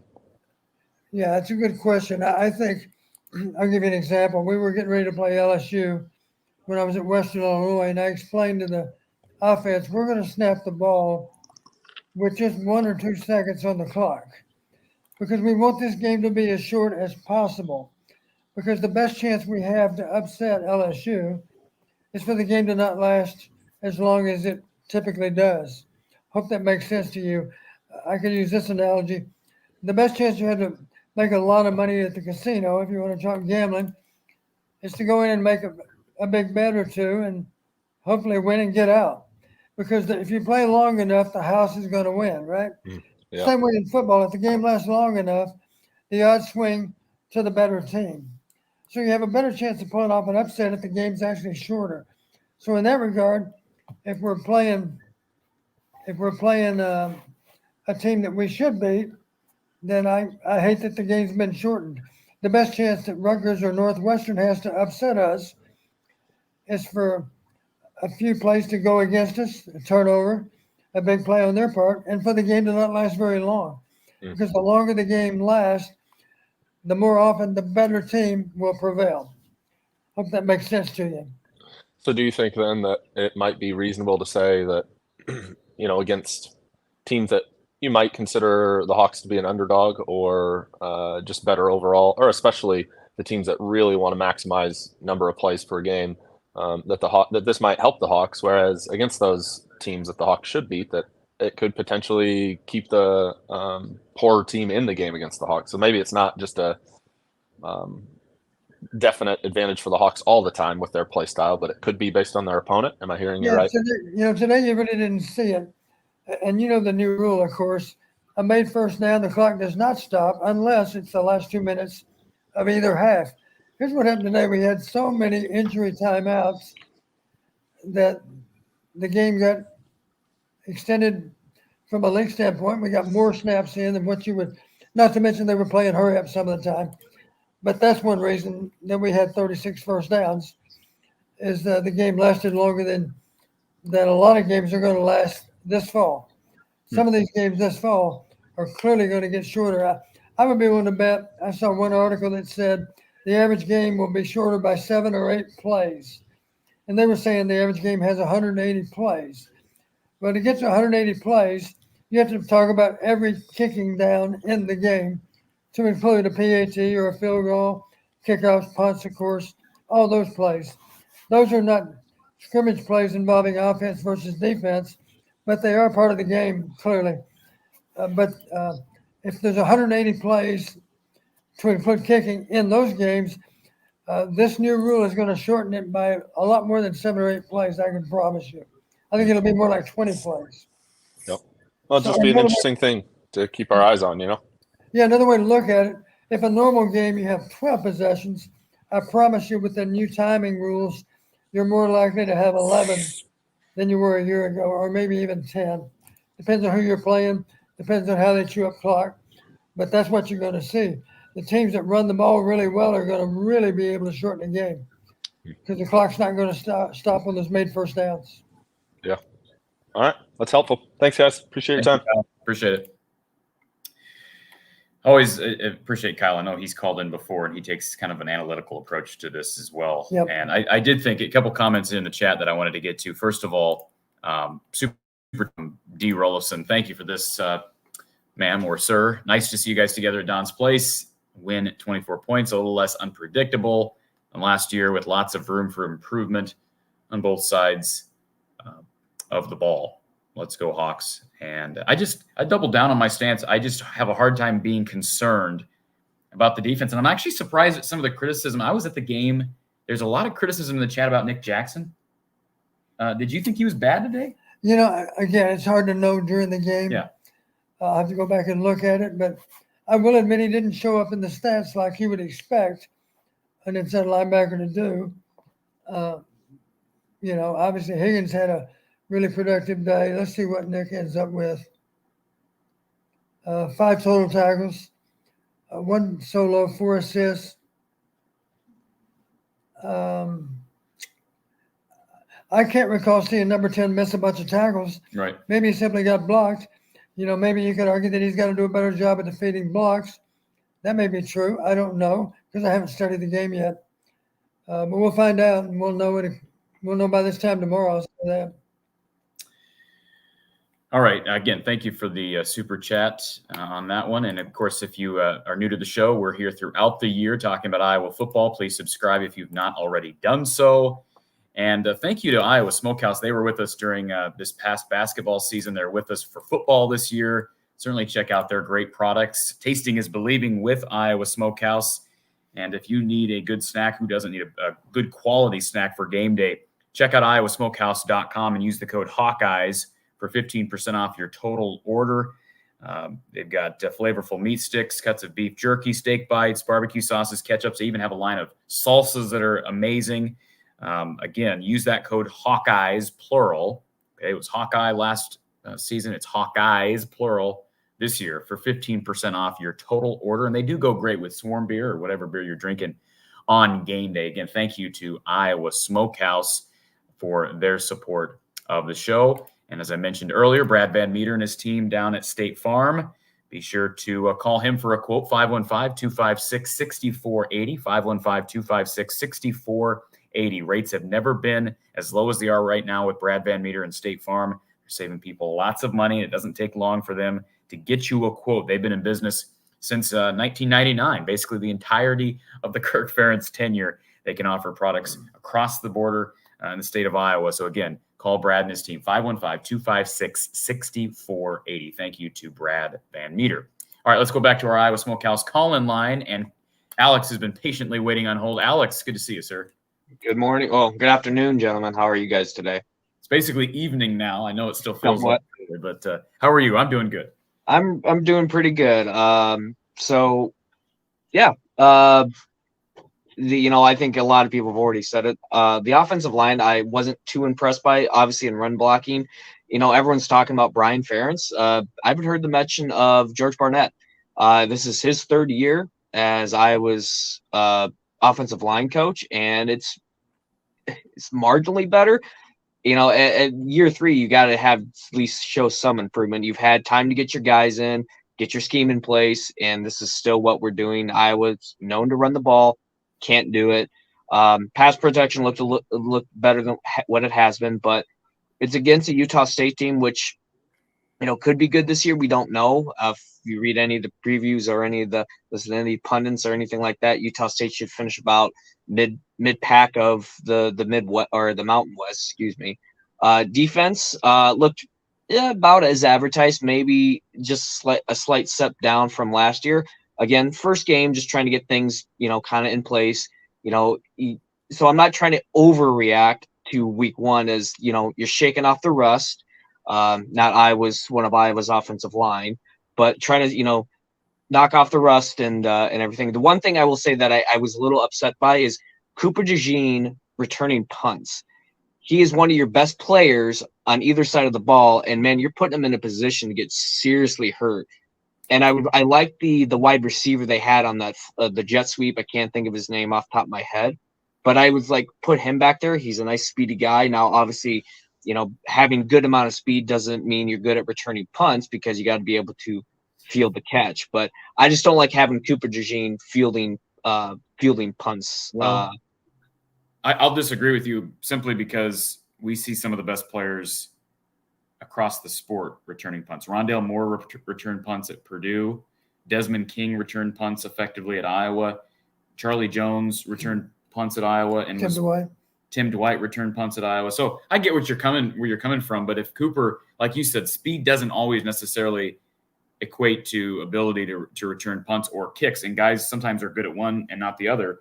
I know Caleb Brown has worked in there, and I know Caden Weegan has worked in there, and he returned some at Sioux Falls at the JUCO level. But does it make you nervous seeing it? Here's what makes me nervous, Alex. It makes me nervous seeing Cooper not calling for fair catches. Yeah. Right. It's just because we're so thin at cornerback. We're super thin, and just like he's your best player, and it makes me nervous when I see him back there and not and like to your point, not calling a fair catch. And it's just like, oof. Well, we'll say I'll give LeVar Woods credit for this. He finds guys who are fearless. Charlie Jones is fearless. Cooper DeJean is fearless. And sometimes that's what makes him great. I mean, I think about Tim Dwight. I mean, you know he was as fearless as they come, right? He didn't want fair catch. And I'm trying to think of the guy. We had him on for an Iowa-Maryland preview that is known for, I don't think he ever called a fair catch at Maryland. I can't remember his name now. But Dante Demas? He was one of the... No, not Demas. No, this was years ago. Oh. He's actually on the Maryland radio team now. I can't think of his name, but I mean, you got to be fearless to do that. It's that having guys flying 100 miles an hour at you, and right. Cooper doesn't seem to blink. No, he doesn't.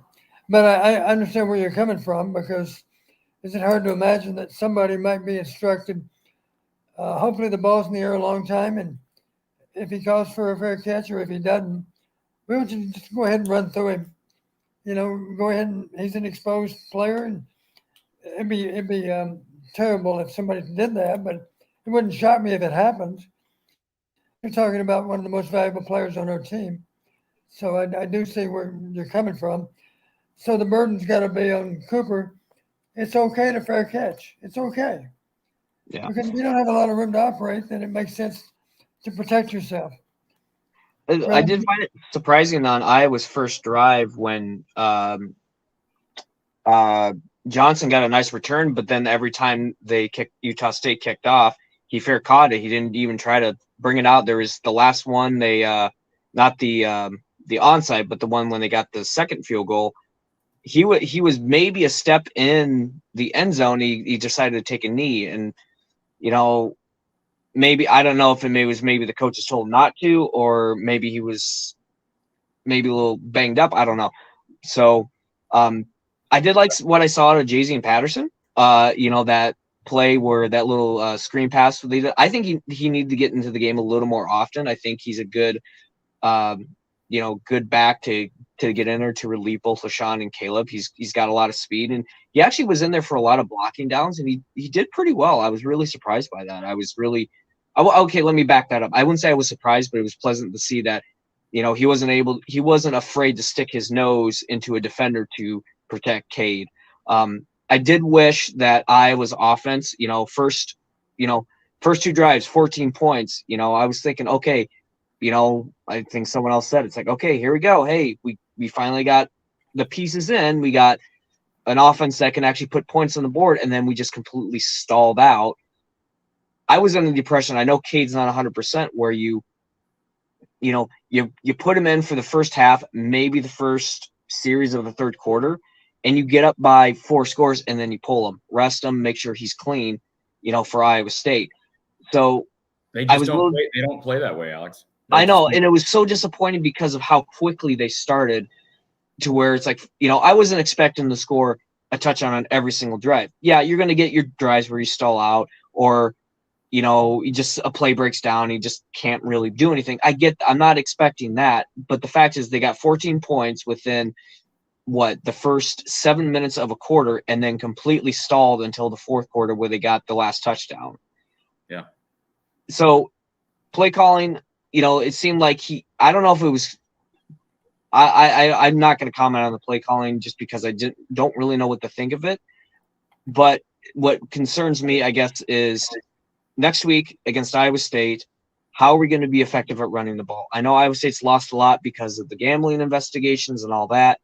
But if we still can't run the ball and we're so heavily reliant on Cade, I feel like that's going to spell, Cade's going to get hurt, and then we have to go to Deacon Hill, which. Look, if they let me make this very simple for all of us, Alex. If Iowa doesn't show the ability to run the ball effectively by the start of conference play, then I have no hopes for Iowa to exceed my expectations. I've said before, this offense doesn't have to be great for them to win 9-10 games, because the schedule is favorable.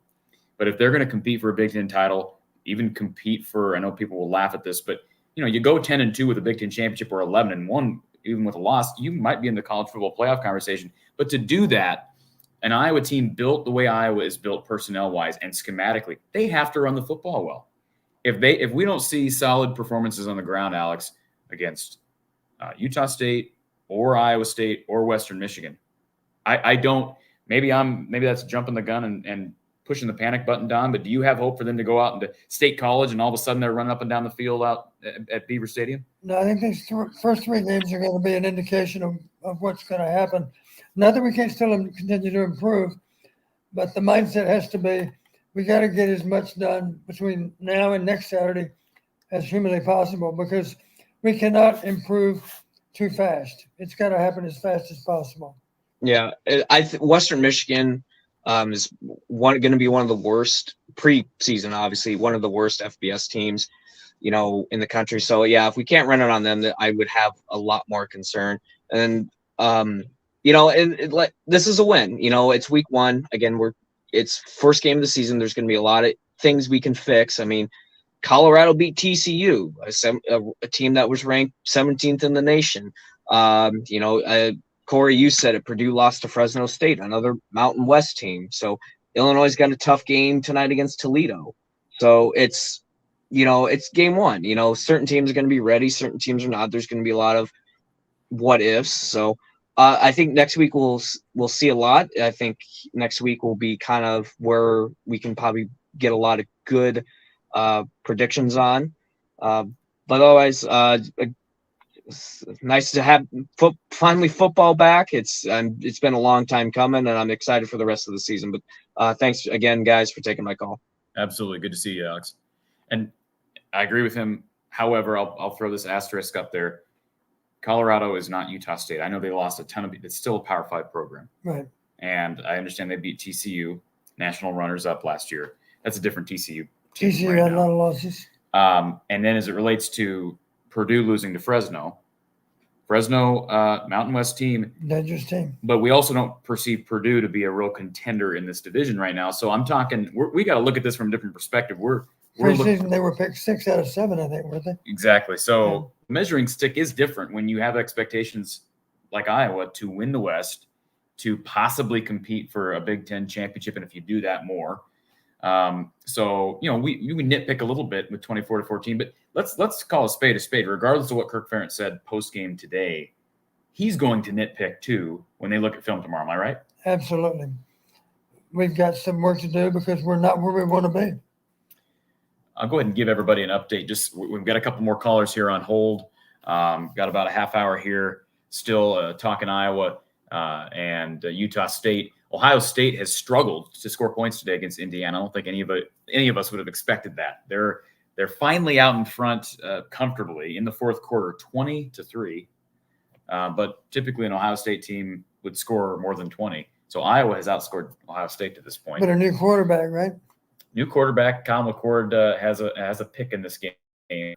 Couple other scores right now. Washington leading Boise State 35-19 in the third.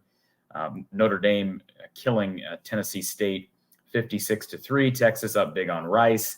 Wisconsin leading your old Buffalo Bulls 28-10. Do you take ownership of the old Buffalo Bulls? Okay. Their head coach is a friend of mine. He was our DB coach when I was there. And there are a few games that those are top 25 teams. There are a few other games that have went final. Alex mentioned TCU falling to Colorado earlier today, which is probably the big surprise. Although I was surprised the line was so lopsided. It's that's you just know that was going to be. And now the media attention around Deion Sanders and that program is going to be at a so now we're going to get to hear even more about Coach Prime. Yeah, we will.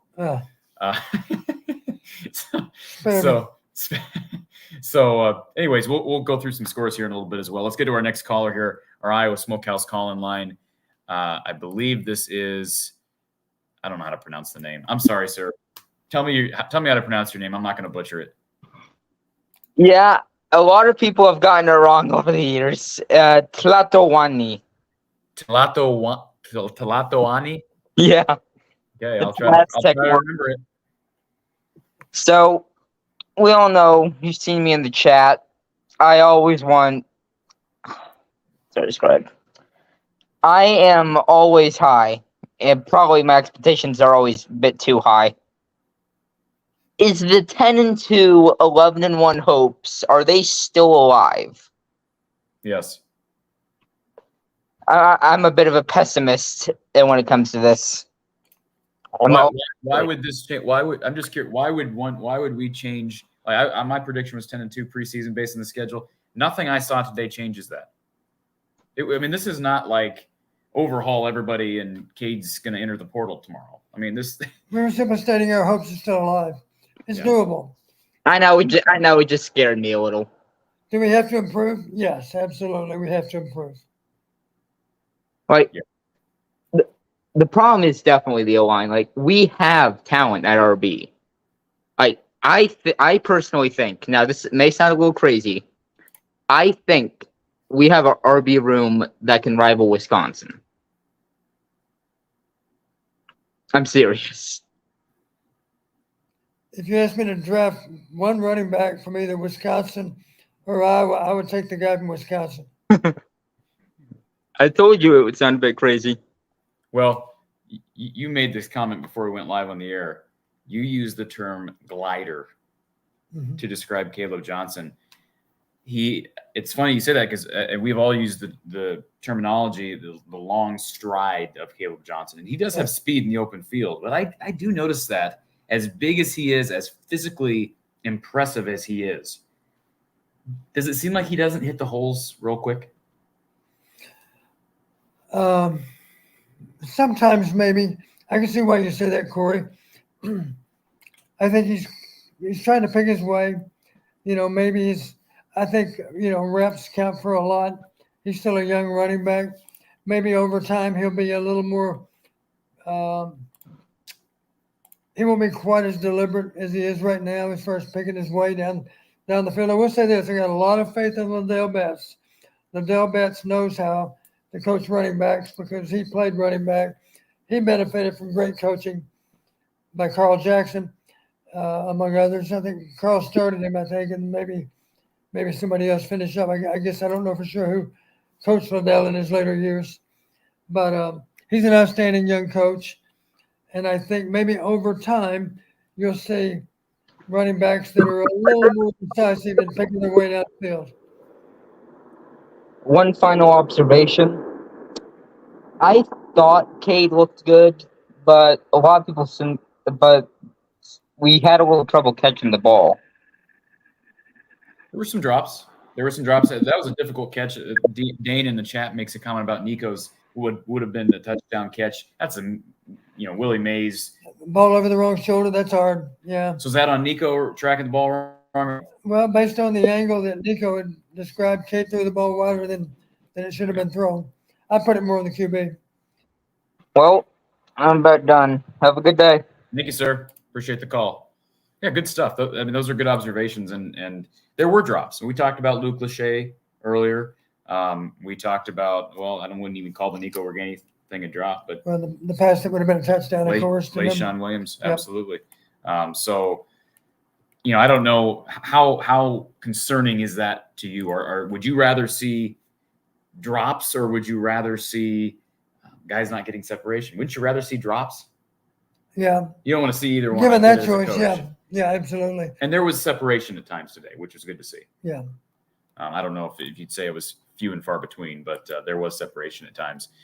Do want to take a minute to thank, again, been talking about them, but RTI Threads, they're with us throughout the year. And just thank you to RTI. They've got deals with Cooper DeJean, with Carson Shire, who is healthy, by the way, now. If you're wondering about Carson Shire's availability, the backup at linebacker is healthy. So maybe he'll get in the mix if Iowa goes more 4-3 moving forward, especially teams like, Wisconsin looks different. Minnesota. We'll see what happens next week against Iowa State. But they've got deals with Zach Lutmer, Aiden Hall. But the apparel line for Cooper DeJean is awesome. Go to cd3lacesup.com, and they're with us. RTI Threads is with us throughout the football season. Again, www.cd3lacesup.com. You're supporting a Hawkeye student athlete and a sponsor of this show, RTI Threads. So again, thank you to them. And as I mentioned earlier, our RTI Threads player of the game was Jay Higgins, who was fantastic. And Don, we haven't really talked about him extensively. But it was brought up the other day with my conversation with Brad Heinrichs and Tom Kakert. He could have left this program, kind of buried. And then Iowa brings in Nick Jackson, who had all this acclaim at Virginia, and rightfully so. But what does Jay Higgins do? He invites him into his home. They're roommates. They're like best friends now. And Jay Higgins just seems like a great leader. I think it was what a testament to his character, having Kirk send him to Big Ten Media Days after Noah Shannon backed out. He's never started a game, and all of a sudden he's representing Iowa in Indianapolis. He just seems like, obviously there's no replacing Jack Campbell, but if there's anybody to do it, Jay Higgins is capable. Off to a great start this year, that's for sure. He is so typical of players within the program over the last 45 years. There are all kinds of players that take their lumps early in their careers, but they don't give up. They're determined to be the best second team or third team player they can be.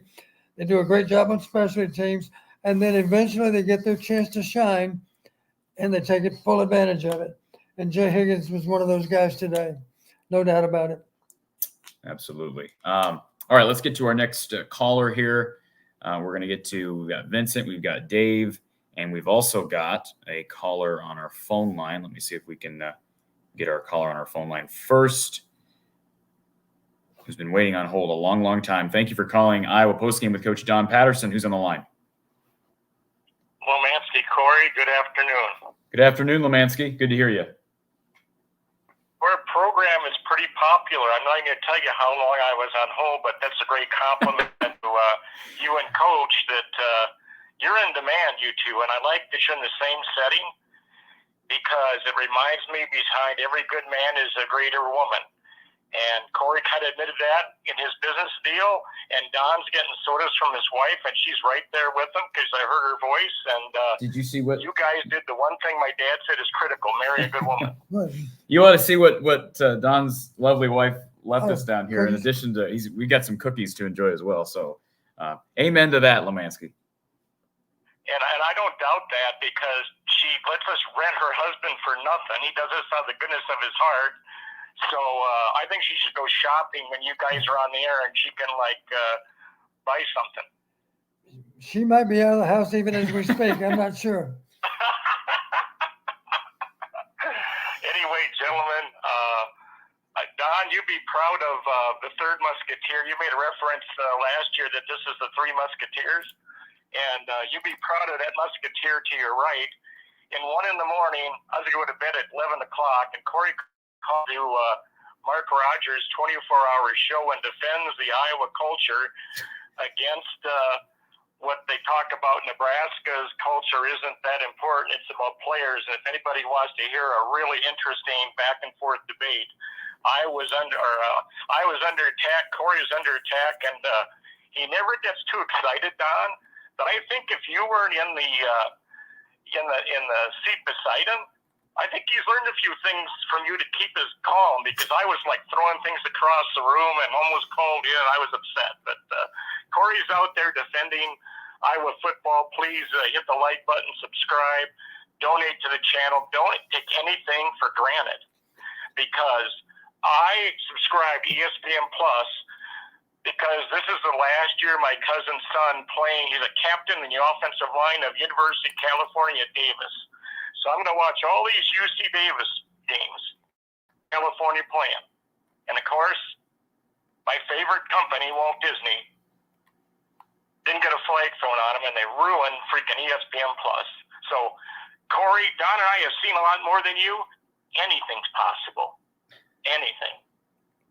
Anyway, I just wanted to say tight end U is intact. And for the listeners, Don, people don't remember when it was 3 yards, clouded dust, Michigan, Ohio State, and Iowa came out and put 2 tight ends in the game. And I can't remember if you stood up both tight ends or one. You were 4-4 in the Big Ten your first 2 years, and everybody looked at Iowa like they lost their minds. This crazy Texan was a goofball and probably won't even last in the Big Ten. But you deserve a lot of credit for our tight end room. Comment on the tight end play today and TJ Hall's play today, because I like you to be able to talk about what you want to talk about once in a while. Well, these guys this year are so typical of our tight ends we've had in recent years, and for that matter, way back in time. we've had a lot of productive tight ends in recent years, but I would encourage loyal Iowa fans, go back and look at Marv Cook's numbers. Marv Cook did it a long time ago, and if you think that his numbers weren't outstanding, go back and look, because they were. And that doesn't take anything away from some of the guys that have had success in college in recent years for Iowa, and of course have gone on and done good things on Sunday too. But it all started with Jonathan Hayes, Mike Flagg, Marv Cook. Those are outstanding tight ends. They could play very well for Iowa today, just as they did years ago. And the guys this year and in recent years, they certainly have carried that tradition forward. And it's something that we're all proud of if we have any association at all with that tight end room. I've got a question for both of you about Cade, and you can respond to my view of it. If you watch, when I watch the game, Eric All did these 6-yard routes, and he went to the right, then he went to the left, and he put his back against the defender, so it's almost like a running play. But it's really effective today. I would give Cade an A today. I think timing's very important. The long pass to Caleb Brown, I think he's going to help us this year, but give me your grade, and if I'm right about timing, because it seemed like the one person that had the good timing was the Cade to Eric connection. Yeah, a good example on Sunday, everybody talks about professional quarterbacks. Let's talk about Tom Brady for a minute. Tom Brady does not have the world's greatest velocity on his football, but what he does have, he has great accuracy, and he has great timing, great anticipation, and the ball gets on target when it should, in spite of somewhat average velocity. I'm saying average compared to all NFL quarterbacks. I think that's what separates Tom Brady from a lot of them. Let's not forget about a guy named Drew Brees. Drew Brees was outstanding, again, because he had great anticipation on his throws, and he threw with great accuracy. And one more guy to talk about in terms of accuracy. I'm always amazed at how well Aaron Rodgers can put the ball where it needs to be. And I've even made the statement, I think whatever the ideal target is for Aaron Rodgers, in most cases, the ball's going to be within a step. That's how accurately he can throw a football. And those are rare people. Not very many people can do that. And how do you do it? You have to have a really groove throwing motion. The ball comes out the same all the time. Now, a guy like Mahomes is different because he can throw from all kind of different arm slots and still be accurate somehow. And again, that's a gift. It's a gift that most people don't have, but he certainly does have it. But they all have one thing in common. They got to be able to get the ball in time, on target. And to do that, if you got average arm strength, you got to have great anticipation on your throws. Here's another guy way back in time that, if you go back and look, had great accuracy. His name was Chad Pennington. Chad Pennington didn't have a huge arm, but he still was able to play in the NFL for a long time because he understood about getting the ball on target, on time. Well, I'm going to leave with this, and please hit the like button. I think these two deserve. That doesn't cost you any money. It's easy to do. My family actually owned football tickets 2 years with Bob Cummings all through the Hayden era. When my dad got old enough, didn't want to make the drive from the most extreme corner in northeast Iowa, like a lot of Iowa fans do. They drive a long ways to Kinnick because they're a low population state. And I had to drop the tickets just because to keep your seats, your gift had to be so big. So the value of this program that costs you nothing except time, the value of the Swarm is $200. I spend more than that for bottled water during the year. And I go on a little long, but I've got a lot of investment in this, and that's why I'm a little windy, but I'll get off the phone. I'm responding to somebody in the chat, which I'm not near as negative as people in the chat, fellas. Either one of you, it's game one. The one thing Kirk Ferentz does, he's a teacher. And I watched Mordecai. The good news is I watched Mordecai today, and Wisconsin's going to run it down our throat. I don't think they got the quarterback to change that whole offense in a second. Have a good rest of your afternoon, fellas. Thank you, Lomansky. Appreciate it. Real quick, I have to address this comment in the chat. Shadow Ukin, who called in earlier and was talking about Brian. He says, this is to me, I guess. Real talk. Truly want to know if Kirk Ferentz and Brian Ferentz is nepotism. Why isn't Norm Parker and Phil Parker? They're not even related. I was going to see if we needed to address it or not. I was just read it and we could just move on. But yeah, maybe do a Google search on that and you'll see why that's not nepotism. Anyways, and by the way, if Brian was having tremendous success here, nobody would be saying anything about nepotism. Correct. If Phil Parker was Norm Parker's son, which he's not, then it wouldn't matter because Phil is doing a phenomenal job, might be the best coordinator in the country. Right. A lot of people were excited when Brian got here. They weren't upset because he was Kirk's son, but regardless of who is calling the offense and how he's related to the head coach, they should be evaluated on the same plane. That's my thought on it. Let's see. Super chat here from Hugo Main. Question for Don. Can the team lose killer mentality because of the wave? I don't think so. That's an interesting question. I've never heard of a theory like that. I don't think so. I do see where you're coming from. Just for the sake of argument, we don't have a huge name opponent at home this year, but let's just imagine that when we play Minnesota, there's a lot riding on the game. Maybe both teams. Let's say they're both unbeaten in conference play. Then obviously, if we get off to a great start in the first quarter and we're up 17-0 after one, we'll wish we didn't have to stop to conduct the wave. Maybe at least for a second, we might think, are we going to lose this momentum that we have? But I think in most cases, the momentum swings back and forth almost minute by minute, so it's kind of hard to imagine. I guess if one team gets off to a great start, they don't want to stop for the wave for obvious reasons because they've got a huge momentum, but that's rare when that happens. Usually in the Big Ten, the games are so closely contested, it's really not an issue to take a break and everybody turn around and appreciate those children that are in so many cases, fighting for their lives. It's the right thing to do. I think it means a lot to all those players, both home and away, to have an opportunity to do that and to appreciate those children. Could you imagine Kirk Ferentz going up in front of the podium on Tuesday and saying, we've had some discussions and no more wave. We'll no longer be doing waves. We understand you're not happy with how we're playing. We've identified the wave as part of the problem. It's the kids. No, I'm with you. It's the best tradition in sports, and it's a reminder that there's things bigger than football. And I know we're in the middle of a football game, but my goodness, you got 70,000 fans waving to those kids, and it was special being out there again today. I don't get to go as many games as you do on a year-to-year basis, but that would be a travesty if that tradition ever went away. It's a wonderful tradition that hopefully will be around forever.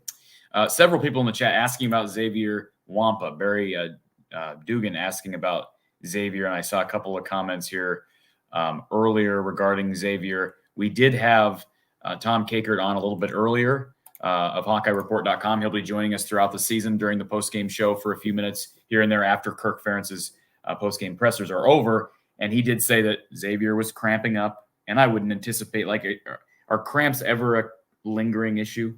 Shouldn't be a problem. He'll get rehydrated and he'll be fine. Just to give you an idea of how that would work, I remember when we played LSU on a warm September night when I was at Western Illinois, we had some guys after the game. I don't even know how they were able to do it. We had some guys players after the game that had to get not one IV, but 2 IVs. Really extreme.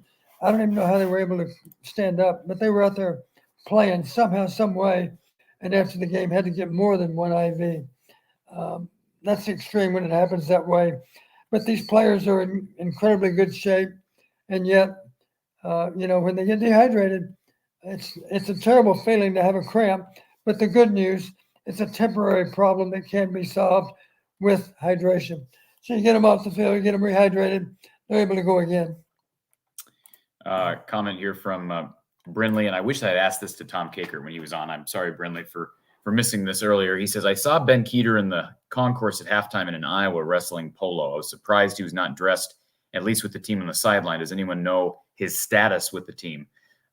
We talked to Ben I didn't talk to him personally, but guy I was working with, and I know Tom talked to Ben at Iowa Media Day. So I don't know why he would have been in a polo in the concourse. I will say this. I was at practice on Wednesday. I saw Ben, not in uniform. He was watching practice, and I'd never actually talked to him before, so I had a short visit with him, and I congratulated him on being part of football and wrestling. I have reason to believe some kind of minor injury. He was not practicing on Wednesday. If he would have been healthy, I can't imagine any scenario where he would not have been practicing. So my guess is I didn't ask him. I didn't think it was that important to ask. My guess is it's a minor injury. He's being held out as a precaution. And the fans may not realize, Corey, I don't know how many guys we dressed today, but the thing I'm sure is we didn't dress everyone. We simply don't have enough room in the stadium locker room, I don't believe, to accommodate everyone. And we always, as coaches, back with Coach Fry, I'm sure Kirk's the same way, everybody over the course of the season dresses one or more times, hopefully several times. But obviously, if you're being redshirted, you may not dress. Again, just simply because of our limited space in the locker room and on the bench. But I would have to think, to his point, I would have to think if Ben Keeter was healthy, he'd be dressed, because I think he's one of the few true freshmen who I think have a good chance of seeing the field, at least on special teams. And as you know, Corey, you can actually get on the field on a very limited basis and still get the redshirt year. Right. So as an example, he might not be prepared to play on the field on defense as a linebacker, but is there any doubt that he could be serviceable as a specialty team? Absolutely, he could. They're not real deep at linebacker, so you never know late in the season where his progression. Physically, he looks the part. He's an amazing athlete. At the time, you're right about the 4-game rule. You and I both talked about how redshirting has sort of become overrated because guys don't stick around that long anyways. And if Ben Keeter is as good as his 4-star rating at top player in this class by some accounts, and if he is as good as the hype has him to be, he won't be here for 5 years. So that's if he's healthy, I would think he'd be. Now, is that surprising that he'd be in the concourse? When you say they don't dress, explain what that means to the average fan that doesn't. Not suited up and on the bench during the game. So even if so, that you're telling me that there are players even at home games that don't dress up and are not on the sideline. But in the case of Ben Keeter, I would suspect if he was healthy, he would be dressed. Right. Because he's not your typical freshman. Lomansky, thank you for the super chat. Very much. Thank you for the support. And I know Lomansky supports the Swarm, and he's supporting the show here. Thank you, Lomansky. Go Hawks. Join the Swarm. And, of course, you can do that at iowaswarm.com. And thank you for the super chat, Lomansky. Let's get to our next caller here on our Iowa Smokehouse call-in line. And our next caller is our phone call. And let's see who we have on the line. Maybe. See if we can get this person on, maybe not. Hello, thank you for calling Iowa Postgame with Coach Don Patterson. Who's on the line?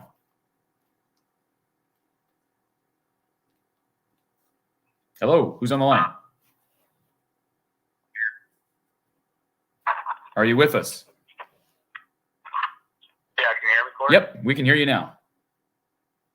All right, I'm coming a little bit late to the show, but I guess you probably already answered this, but I guess what were some of your overall thoughts on today's game? It's kind of brief. Overall thoughts. I was underwhelmed, obviously, by the run game, concerned about the run game, not panicking about the run game. Tom Kakert brought up, he was on our show earlier, talked about the improvement in pass protection. I think that's fair, although I don't think Utah State, they lost a lot up front defensively. And I believe they were down a D lineman today due to injury. So I'm cautiously optimistic about the O-line in pass pro. I'm concerned to a point with run blocking. I'm not concerned about the defense. I think it'll help a lot when you get Jamari Harris back. And they got to be expecting Iowa State to target Deshaun Lee, Devin Hilson, TJ Hall, whoever's on that side of the field. That would be my overall takeaway. I don't think this was the prettiest season opener in the world, but it's interesting. Somebody in the chat brought this up. Apparently, Jack says this is the most points scored in an Iowa season opener since 2019. Is that true? 2020, they lost to Purdue. Yeah, that might be right. 21. I can't remember who they opened in 21 against. 20 was the COVID year, right? Yeah, they opened with Purdue. Over there. I'm not sure if you saw the stat of the first touchdown since like 1991 passing touchdown. I thought that was a crazy stat too. On the first play from scrimmage. Second play. Or I'm sorry. Yeah, what was the stat? Actually, you know what? I think I have that. I thought it was the first drive, if I'm not wrong. If I'm mistaken. Don, that's going to go back into your day. What was the statement again? I don't understand. Let me find the screenshot here. I've got the screenshot. I've got that stat from earlier today. McNamara, this is according to the Iowa Athletics Department. McNamara had a 36-yard touchdown pass in his first career attempt as a Hawkeye. He's the first quarterback since Chuck Long in '83 to have a touchdown pass in his first completion of the season. That's not what he's referring to, but that is one of the stats that Iowa threw out there. I don't have the other one. I did see what you were talking about. I'll have to see if I can find that stat, but I guess another question I had was regarding Caleb Johnson. I know they kind of let a couple other backs run today, but do you think he should have got some more touches today? I mean, I know it's the offensive line. It just felt like every time he didn't really have any room. He was getting hit at the line of scrimmage or maybe a couple yards. He made a couple good runs where he made a couple Utah State defenders miss. But, I mean, I guess going into the season, I had very high hope for this offensive line with all the talk behind it. And then Caleb Johnson having a breakout season, I guess I was just a little overwhelmed with that today. Well, 19 carries for 63 yards. A third of those yards was on one play, 21 on one play. So that leaves 42 yards on the other 18 carries. Obviously, there's responsibility on the part of the running back and the O-line, and for that matter, the tight end and the wideouts too. They all count. We just have to really put our thinking cap on and figure out some formations are more conducive to running the ball than others. It's not just a function of how you line up; it's a function of how the opponent lines up against those particular formations. So one of the jobs from week to week is figure out which formations are advantageous for you to be able to more effectively run the ball. And that's where film study comes in. And I can promise you our coaches are going to be focusing on those kind of things before next Saturday. We're going to have to figure out the best way for us to run the football because the game becomes more difficult when you cannot run it. Believe me, it's not fun to be behind the chains all day. And we were behind the chains some today. We didn't convert very well on third down either. On critical down, neither one of us was very successful. That's why it wasn't so noticeable, is that they struggled on third down also. Third down conversions, they were 5 for 17. They were 1 for 3 on fourth down. That's 6 for 20. The bad news, we weren't much better. We were 7 for 19. So we both struggled on critical downs. That's better than it's been, though. And one reason we struggled is because they were not short yardage. They were primarily medium and long. Yeah, but that is better than it's been in the past couple of years. Well, I would guess that if you look at data from the last 2 years, 37% or whatever. That's not good, but marginally better.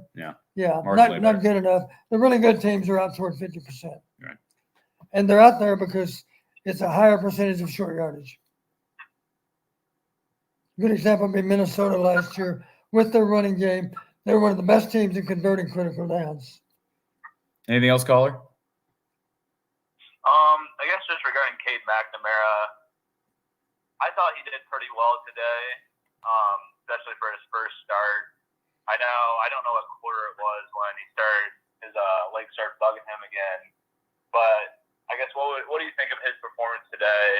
And do you think he'll be fully ready for next week against Iowa State? Do you think he'll be 100% healed? Well, I did see his stats today, and Iowa released or tweeted this out and kind of promote QB1 here. He was 9 of 12, or excuse me, that was on third and fourth down. Cade McNamara was 9 of 12 for 118 passing yards with a touchdown and 133 passer rating. Now, those stats might be a little bit deceiving. Yeah, some of those with third and extra long, we still punted. Yeah, but overall, Cade was 17 of 30, 191 yards, 2 touchdowns, and a 132 QBR. Those numbers are a breath of fresh air compared to recent years. Yes. And that's what you automatically, we've said this for months now, having Cade in this room and having him as the starter, you automatically have boosted your offense. Yes. Regardless of what happens at any other position, your offense is going to be better. Let me give you an example, not to beat up on the guy, but there was a game 2 nights ago, Nebraska at Minnesota. A lot of you saw the game. The reason Minnesota won the game is because they were +3 on turnovers. The reason they were +3 on turnovers is because the Nebraska quarterback stared down his receivers, threw the ball late, got the ball intercepted more than a couple of times. They lost the game because they didn't protect the ball. Cade McNamara doesn't make those mistakes. You didn't see him forcing the ball into coverage. You didn't see him throwing the ball so that it could be easy. That's what good quarterbacks do. They protect the ball. They manage the game. Cade's going to do a good job of getting that done. All right. Last thing is I know our special teams have been pretty stout. I mean, if not one of the best in the last couple of years. I know today was, I mean, I don't remember the last time that, at least on special teams, that Iowa struggled this much. I mean, luckily nothing terrible happened, but do you think this was a step back from last year, or do you think we're still one of the best special teams? Tell me why you think we struggle so much today, other than the block punt, partially block punt. Well, I feel like some of the snaps, I mean, Torrey Taylor, he had a couple snaps that were low for him that he barely just got off, and then a couple of times those punts were pretty close to getting blocked. I know the one did get blocked. Well, I'll just say they know how to block punts. Kirk brought that up during his Tuesday press conference. They had one guy block 3 last year. Yep. Drew Stevens was perfect in field with field goals. He looked. He was, and great. one of the field goals didn't even count because we took the penalty. Yep. And the other thing is, we're not talking about as special teams quite as much because we actually had a couple of early successful drives. We didn't see the punter until midway through the second quarter. We're so used to seeing a dozen punts in a game. Yep. I'm exaggerating a bit, of course, but wonderful crowd reaction when number 9 finally went on the field. Yeah, exactly. And let's give Caleb Johnson credit for his big kickoff return to start the game. Absolutely. That's one reason we got off to such a fast start is we got energized with that opening kick return.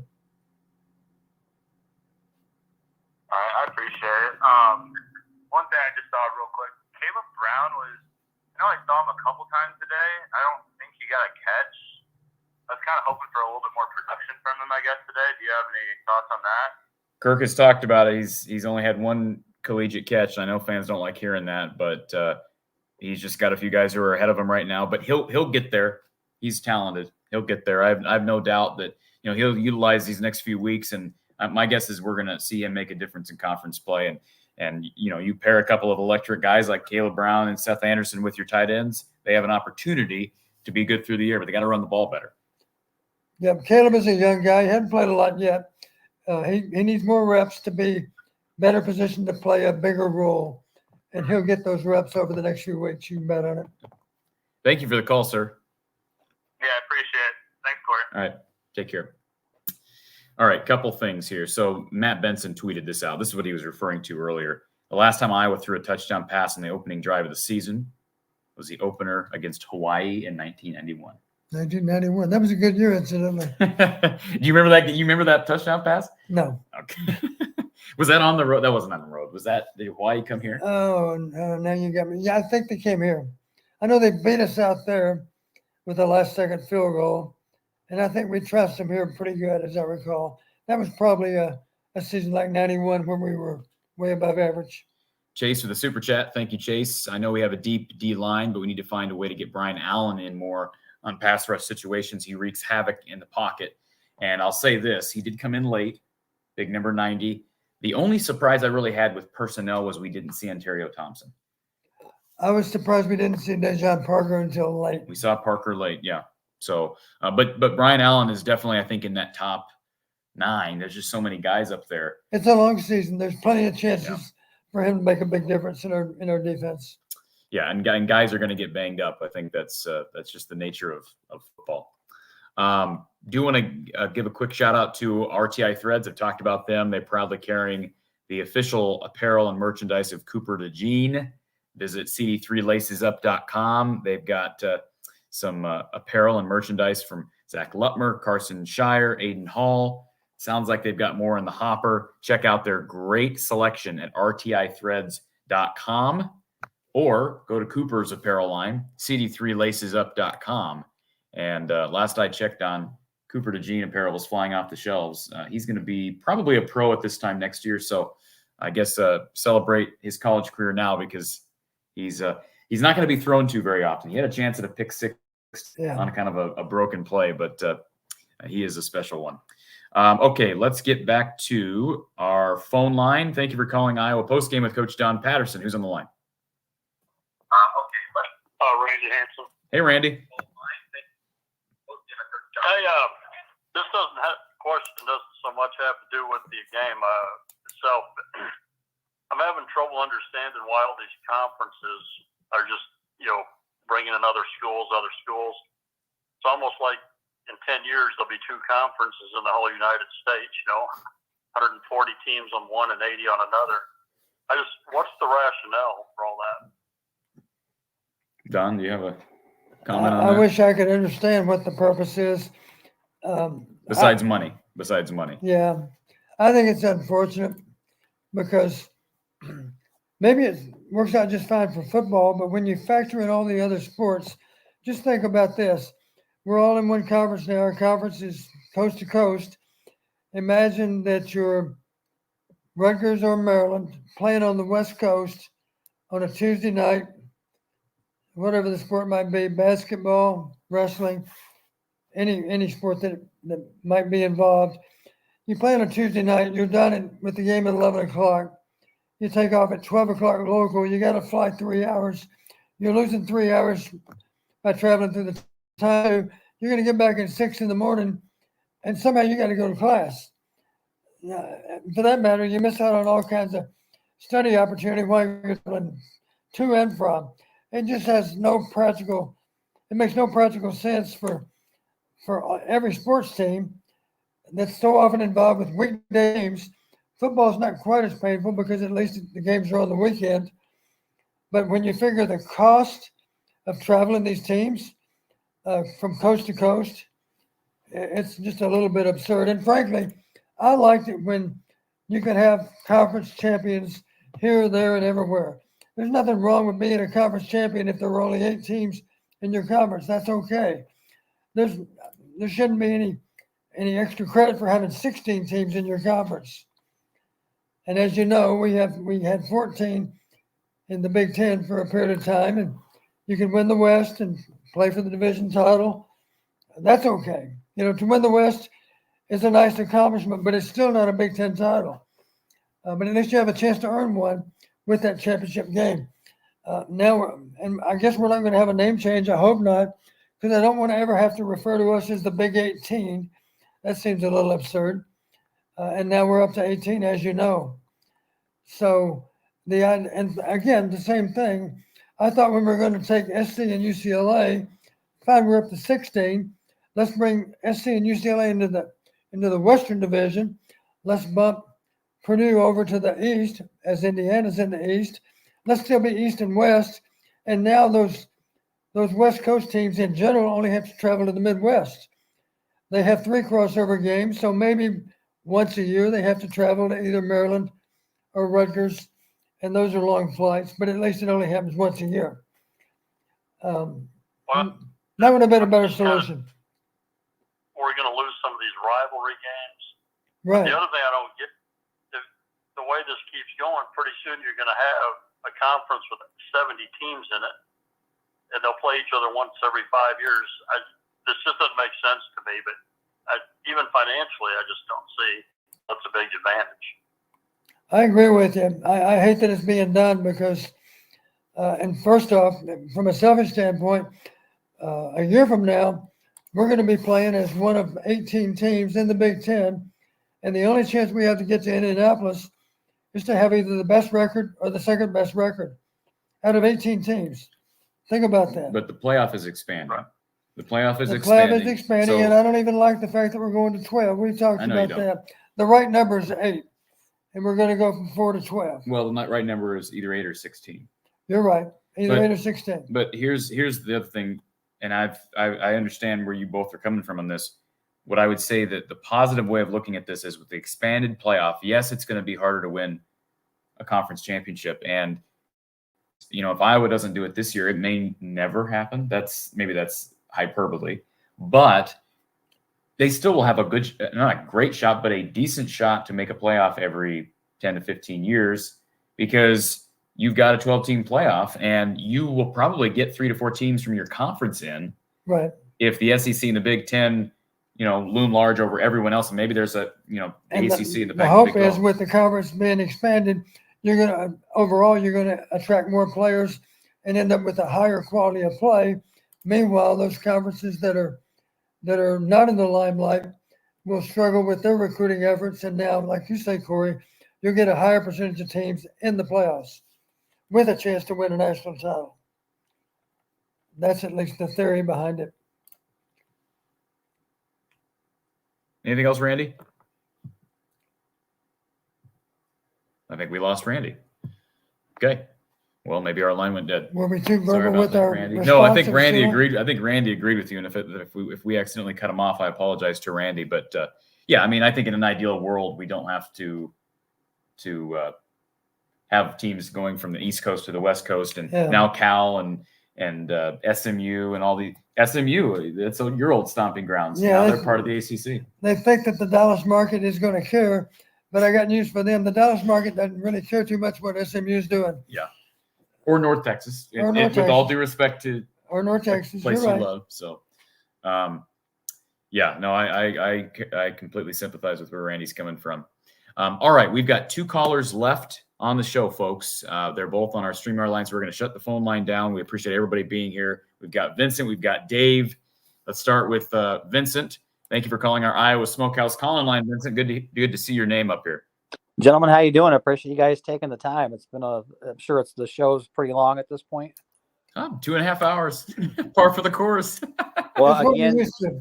well, we fans appreciate it. Don and Corey greatly do. I'm sure there's a lot of stuff you guys covered. I kind of tuned in late as I had to record the game and rewatch it. But I got to agree with Don. Deacon Hill is absolutely all of 258 pounds, and I saw him get on the field. There is no question about that. Well, so that I guess that's a good time to. I know some people were kind of dogging on me for bringing it up too much the other day. It's a fair question. This is football. We're not fat shaming. We're not weight shaming anybody. No. The question here that let me find it, Vincent, because of what you just said is absolutely right. Gary says the Deacon needs to lose about 30 pounds. Cade's 209. He's 6'1". I know everybody's a different body type, right? Right. A guy like Jamarcus Russell. There's Nate Stanley was 240. But as a comparison, Cade's 6'1", 209. Deacon is 6'3", 258, according to the roster. Now, maybe he's not all of 258 right now. Vincent thinks he is.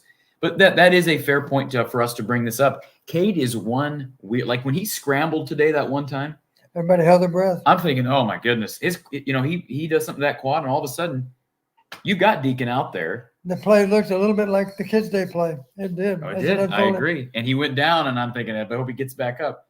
But if that happens, all of a sudden you've got Deacon Hill, all 258 pounds of them, as your starter. And so, like I said, I know some people have joked around. Well, now you use the QB snap with a guy who's got that much weight, or QB sneak with a guy who's got that much weight. I'd be more concerned with lack of mobility, Right. than I would be Inability to extend plays. exactly. Yeah.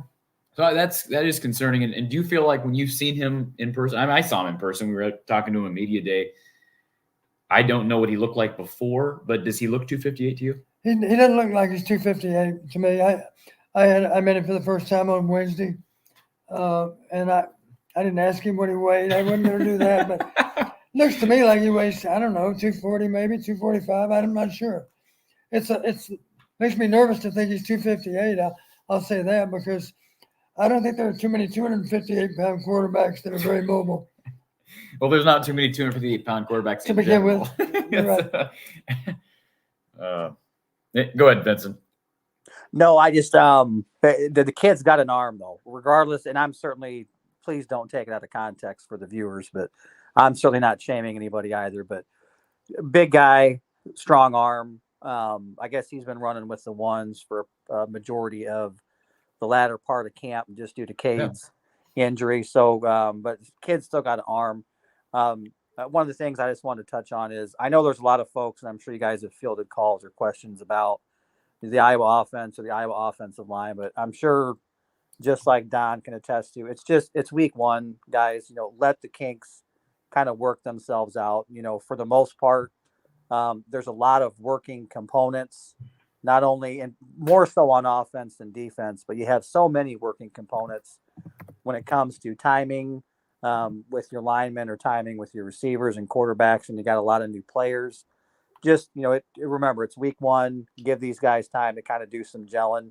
Was I a bit disappointed with the O-line, kind of given the stigma that was out there in the media? Yeah, but again, you got some new parts in there. So let's just give it some time, see how things play out. Other than that, I was very impressed with McNamara, and I guess I'll just leave this question or ask this question, and I'll hop off of here for the next one because I know you guys want to wrap up. But for the most part, we as Hawkeye fans, I think with the offensive struggles of last year and the lack of production based off what we've seen so far just in week one, I think most would agree, and even Coach Patterson and you, Corey, I think most of us, or we've kind of gotten what we've hoped for or asked for as a fan base in more production offensively and pushing the ball down the field. Would you guys agree with that? I thought there was more of an effort to get the ball down the field. We took some shots today, which was a good thing. And let me say this: a lot of coaches, when they become head coaches, especially about Newman's young assistants, they've asked me for advice from time to time. One bit of advice I've always given them, which I think applies to the fans too, and that would be simply this: as a head coach, you should react, but guard against overreacting. React, but don't overreact. The same thing applies to the fans. You can react to what you saw today. You can be concerned that we didn't run the ball better, but that doesn't require us to take such a drastic measure that we don't really analyze how we can get better at what we do. And we'll have a better idea next week than we do now of exactly where we are with our running game. And then after week 3, we'll have still a better idea. Coaches are evaluating all the players. If somebody can run block better than someone else, then they're going to get more opportunity up ahead. If somebody can run the ball better than someone else, they'll get more opportunity up ahead too. Things have a way of sorting themselves out as long as you do not overreact. React, but don't overreact. That's the advice to the fans. And Don, aren't these, I guess for me, and I'm sure for you as a coach, aren't these the kind of game films you want to break down and do your study on, because there's so many teaching elements to it? I mean, aren't these the kind of games that are just great as teaching tools for your players? Typically, game 1 is the best teaching opportunity of the year because mistakes will be corrected, and some of those mistakes that were made in week 1 will not be made in week 2. And hopefully going forward, it's just a continuation of that same process. That's why teams are much more efficient with how they play in November than they are typically in September. Lastly, a couple players that may not have been mentioned or may have, which was a bit surprising. I thought Max Llewellyn, number 48 DN for Iowa, may not have gotten any sacks, obviously, but I think showed great pressure just along with a Brian Allen. I mean, just quick off the edge, because you kept seeing him flashing in the backfield. So I think to kind of back up what a lot of the media outlets have said with the depth of the D-line, you're seeing that. And then Jay Higgins, when he comes with the lumber. He's a sure tackler. So great to see him get his opportunity. I thought he really played well and balled out. Go ahead, Corey. I was just going to say this on Jay Higgins. We made it known player of the game here in the show, but Yeah.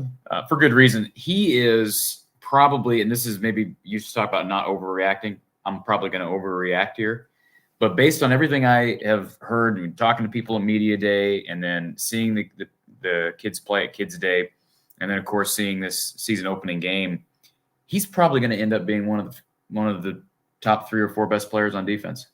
No doubt. And we're sitting here talking back a few months ago. A year ago, people didn't know much about him. Linebacker is the weakness, right? Linebacker is a weakness. And if Nick Jackson was the weakness today, we'll see, because he was fabulous at Virginia.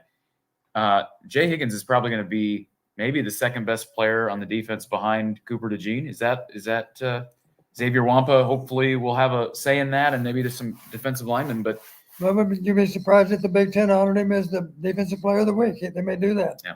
On the strength of 16 tackles, maybe. Well, what I saw today is when he hits you, you stopped. Like that's what you want to see out of your backers. Not or just great job tackling, great job wrapping. And when he was in there on a tackle, nobody got behind him. And he's always in the right place at the right time. Didn't he remind you a little bit of number 31? Yeah, that's what I say. He's I think Jack Campbell would have been very proud of how Jay Higgins played today. Again, you look at it from a different perspective. As an average fan, what I look for, and I'm looking at trying to say who's standing out. When I see a linebacker consistently to the ball, especially when we're talking about getting to the ball behind the line of scrimmage, I mean, and I'm sure he's not the fastest guy in the world, but, kind of like Josie Jewell, not the most athletic, but it was always at the ball. And you could say the same thing for Jack Campbell. Maybe a different type of linebacker with his size, but no, I really like Jay Higgins, and like I said, character-wise, he's second to none. Yep. No, those are great examples with Jewell too. I agree. I still thought, is it Deshaun Lee who was in there for Jamari Harris today, right? Yes. I still think he held his own. He might have had maybe a missed tackle by not wrapping, but for the most part, for a kid coming in, I believe he's young, freshman, sophomore. I still think he held his own. No real gripes there. And then I'll just ask this question and duck off. And this question's kind of more so for Don. When you're going from a different quarterback like we had with Petrus the last 2 to 3 years, and you're going to a different quarterback in Cade McNamara. I know we had some drops today. It's the first game of the season, but I'm sure you can kind of explain better, Don. Different quarterbacks deliver the ball different, so sometimes it just takes time to adjust to those passes, adjust to different quarterbacks. How much of a factor does that play? We lose you, Vincent. You cut out there. Oh, can you hear me okay? Yep, I got you now. Oh, I just was going to say, I'm sure Don can attest to changing quarterbacks makes a difference. So when you're going from a Petrus, who we've had for the past 2 to 3 years, to a Cade McNamara, you can just see the zip on the ball from Cade. I know Luke Lachey had a drop or two because that ball's getting there much quicker, but it's just give these guys time. Trust me, they'll get on the same, or they'll be able to pick up passes just the same as they were getting them from Petrus. But point is, it takes time with changing quarterbacks. That's just kind of the nature of the beast. And gentlemen, I appreciate the time. Thanks, Vincent. The only thing I'd say on that as well, and I could be totally wrong, they have gotten, I mean, there's been an opportunity to develop some chemistry with him in the spring and then during part of fall camp. Yeah. But is it fair to say perhaps there's a little rust that you're beating off with the fact that Cade didn't practice much over the last couple of weeks? Lost a couple of weeks right here in the month of August. Yeah. And those ones are getting passes from a guy in Deacon Hill who throws a different ball and is just a different quarterback. Yep. And let's not forget, some guys haven't played that much yet. It's logical they're a little more anxious maybe the first time they're in the spotlight. So they'll work their way out of that. And, you'll see fewer drops going forward, I think, than what you saw today. Lemansky says, I think Labus will work up to QB2. Appreciate the super chat, Lemansky. I'm not there every day, but I made the comment a few weeks ago that I wonder if Joe has seen his last snaps at Iowa. I don't know. It's interesting that Deacon moved ahead of him. Of course, Joey missed some practice time here in camp also. But I don't know what you think. Of course, there's somebody that you like a lot that's fourth on the depth chart, Marco Linez. And again, the rule for freshmen, of course, they can play a little bit and get the year back. So it's conceivable you might see line is as a freshman. I don't know. You got other quarterbacks need to play first, of course. Today was an opportunity. Today is one of the 2 opportunities against non-Power 5 teams. So we didn't see anybody past Deacon today. Yeah. Wouldn't it be nice though in 2 weeks if you're 2-0 heading into Western Michigan, you can build a big lead. Let's get all 4 quarterbacks out there and let this play out in a game situation. Not that Marco's ready to be the backup, but give those guys game experience because, like you said, they can redshirt. Yep. It'd be nice to give him that opportunity. A lot of people forget this, but Chuck Long actually played in the Rose Bowl, if I'm not mistaken, in year 1 and did it again in year 5 because he was redshirted in year 1 after playing a few snaps here and there. All right.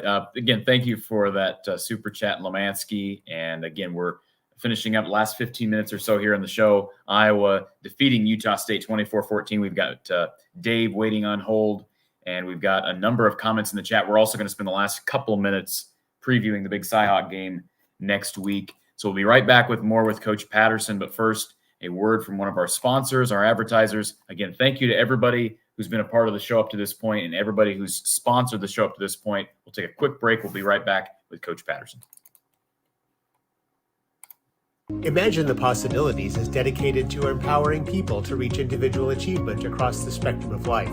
We believe in creating lasting relationships, empowering people for success, and cultivating joy.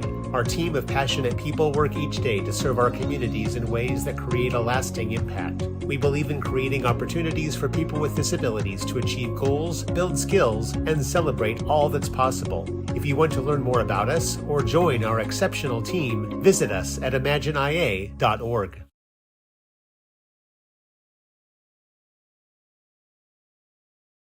So we appreciate Imagine the Possibilities and all of our good advertisers and sponsors that make this show run. And speaking of making the show run, thank you, Don, for taking the last few hours. I've been waiting 9 months to get back together with you to talk Iowa football. So I could sit here all evening and do this, but we've got one final caller we're going to get to. And then again, we're going to hit our final comments that we've missed and then look at Iowa State briefly. Let's go to our next caller here in our Iowa Smokehouse call-in line. Dave, welcome to the show. Hey, how's it going? Going good, Dave. How are you? I'm doing good, doing good. Hey, Iowa fans, don't worry. Remember where you were at last year? You got 7 points the hard way and still won a game. Oh, I forget you're a Minnesota fan, aren't you, Dave? Yeah. Yes, you're right. You are right. Yeah, I've been watching all these games, and no one else in the Big Ten really, really impresses me. You know, if anything, maybe defensively, I thought Indiana's defense looked really good against Ohio State's offense. So you don't really know how good they are, at least offensively, because Ohio State is going to be Ohio State. Let's see here. You guys struggled a bit, but it was against a decent, I would say, a Mount West Conference opponent that has been pretty decently good.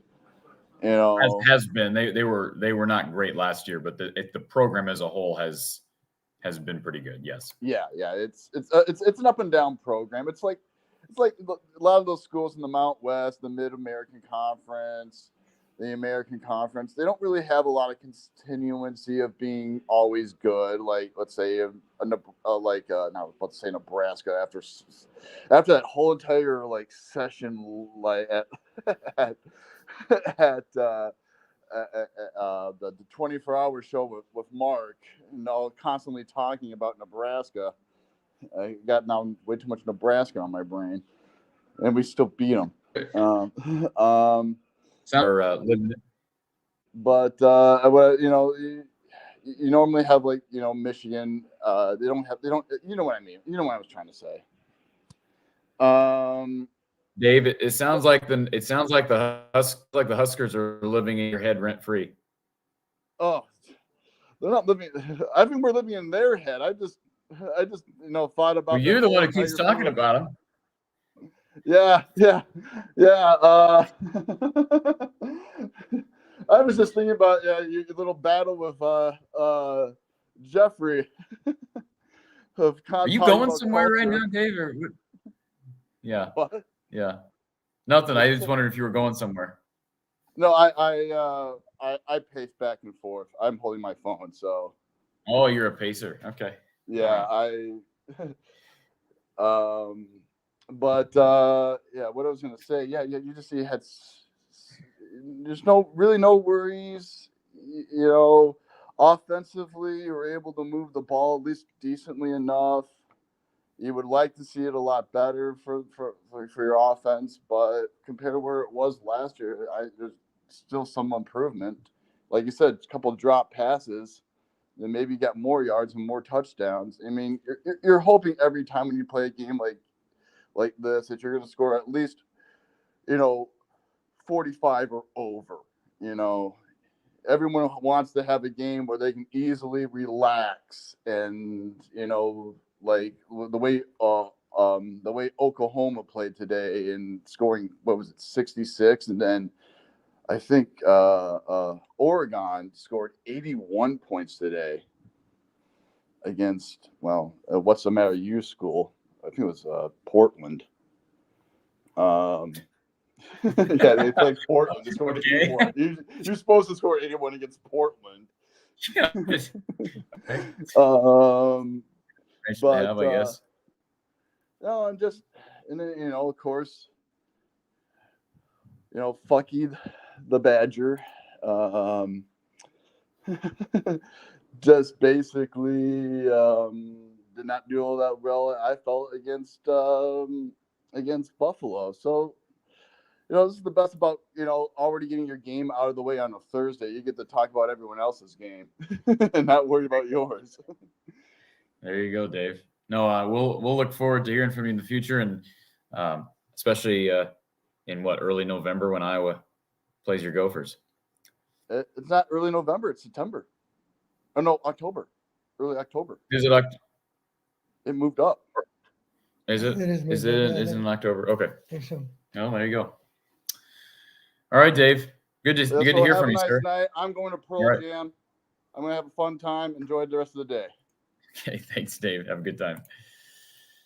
All right. Wow, Dave waited a long time as a Minnesota fan. Waited a long time in our call line to talk to you, Don. Would he have called if Nebraska would have beaten them on Thursday night? I don't think so. Let's give everybody a quick score update. I know Dave mentioned a couple of games, and I mentioned a couple earlier.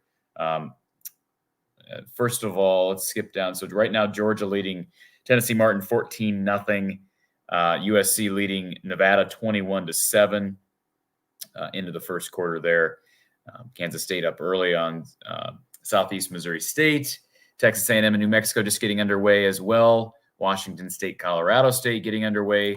Oklahoma State, Central Arkansas still tied at 0. A few games in the books. Wisconsin over Buffalo 38-17. Washington eventually pulled away in impressive fashion over Boise State. What a day for Michael Penix Jr., the former Hoosier. 450 yards for Michael Penix Jr., 5 touchdowns, making his early case for maybe a Heisman candidacy. 56-19, the Huskies over the Boise State Broncos. Maryland over Towson 38-6, and Michigan over East Carolina 30-3. Ohio State over Indiana 23-3. Texas defeating Rice 37-10. Where's Rice at? Houston, thank you. I knew it was Texas, and I knew you knew. How about this? Tennessee over Virginia, 49-13. That's Nick Jackson's old school, the Cavaliers. Not a great program right now. Probably missing Nick Jackson a little bit. 49 points given up to the Volunteers. Explosive offense. And talk about explosive offense, Justin Jacobs in Oregon, 81-7 over Portland State. Somebody mentioned it earlier, Colorado beating TCU 45-42. How about this? Arkansas State traditionally is a decent program. That's surprising. 73-0, Oklahoma over Arkansas State. Yeah, you would expect Oklahoma State to put up a fight. You'd expect OU to win, certainly, comfortably, but not a blowout. Ole Miss over Mercer, 73-7. Kentucky over Ball State, 44-14. We mentioned Purdue getting upset by Fresno, 39-35. How about this upset over a Power 5? Northern Illinois beating Boston College in overtime, 27-24. Iowa State did take down the Northern Iowa Panthers 30-9 over in Jack Trice. Auburn dispatched UMass quite easily. Cincinnati over Eastern Kentucky. So not a lot of, as far as surprises, and this was kind of a soft week 1 schedule, Yeah. If you will. But a couple things in the chat before we get to Iowa State. We're going to talk about Iowa State. Kyle says it was odd to see pass blocking reasonably good, run blocking so horrific. Maybe that's a little bit of hyperbole saying it was horrific. Yeah. But is that surprising that we saw kind of a contrast with run blocking versus pass blocking? Because they did seem better in pass protection. It seemed that we made the most improvement with pass pro versus run blocking. Maybe so. You know, some players are a little better geared for one versus the other. I don't know where our players stand in the O-line in that regard, but the goal, of course, is to be equally capable as a run or pass blocker, either one. Kelly Harmon Severson. Looking forward to following you this football season. Lisa's sorority sister, Kelly. Yes. There you go. I do know Kelly. Kelly giving you a shout out. Hawkeye Howard says, comparing himself to Deacon Hill, he says, I am 6'4", 256. So, well, okay, Howard's got a shot to make her depth I was chart. going to say, at quarterback, not anywhere else at quarterback.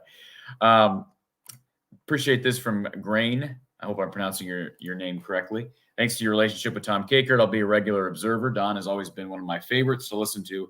Had never heard of this show until Tom mentioned he'd be joining you. So thank you, Grain, for coming over here. And be sure to tell your friends, yes, Tom going to be a great asset, being able to get Kirk's perspective after the games as well throughout the season.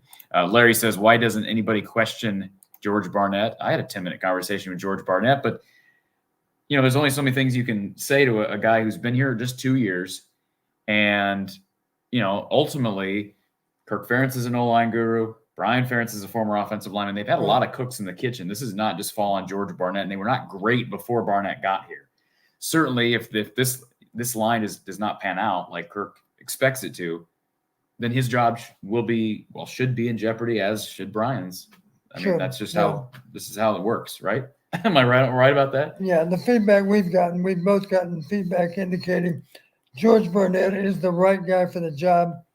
Kirk has said that.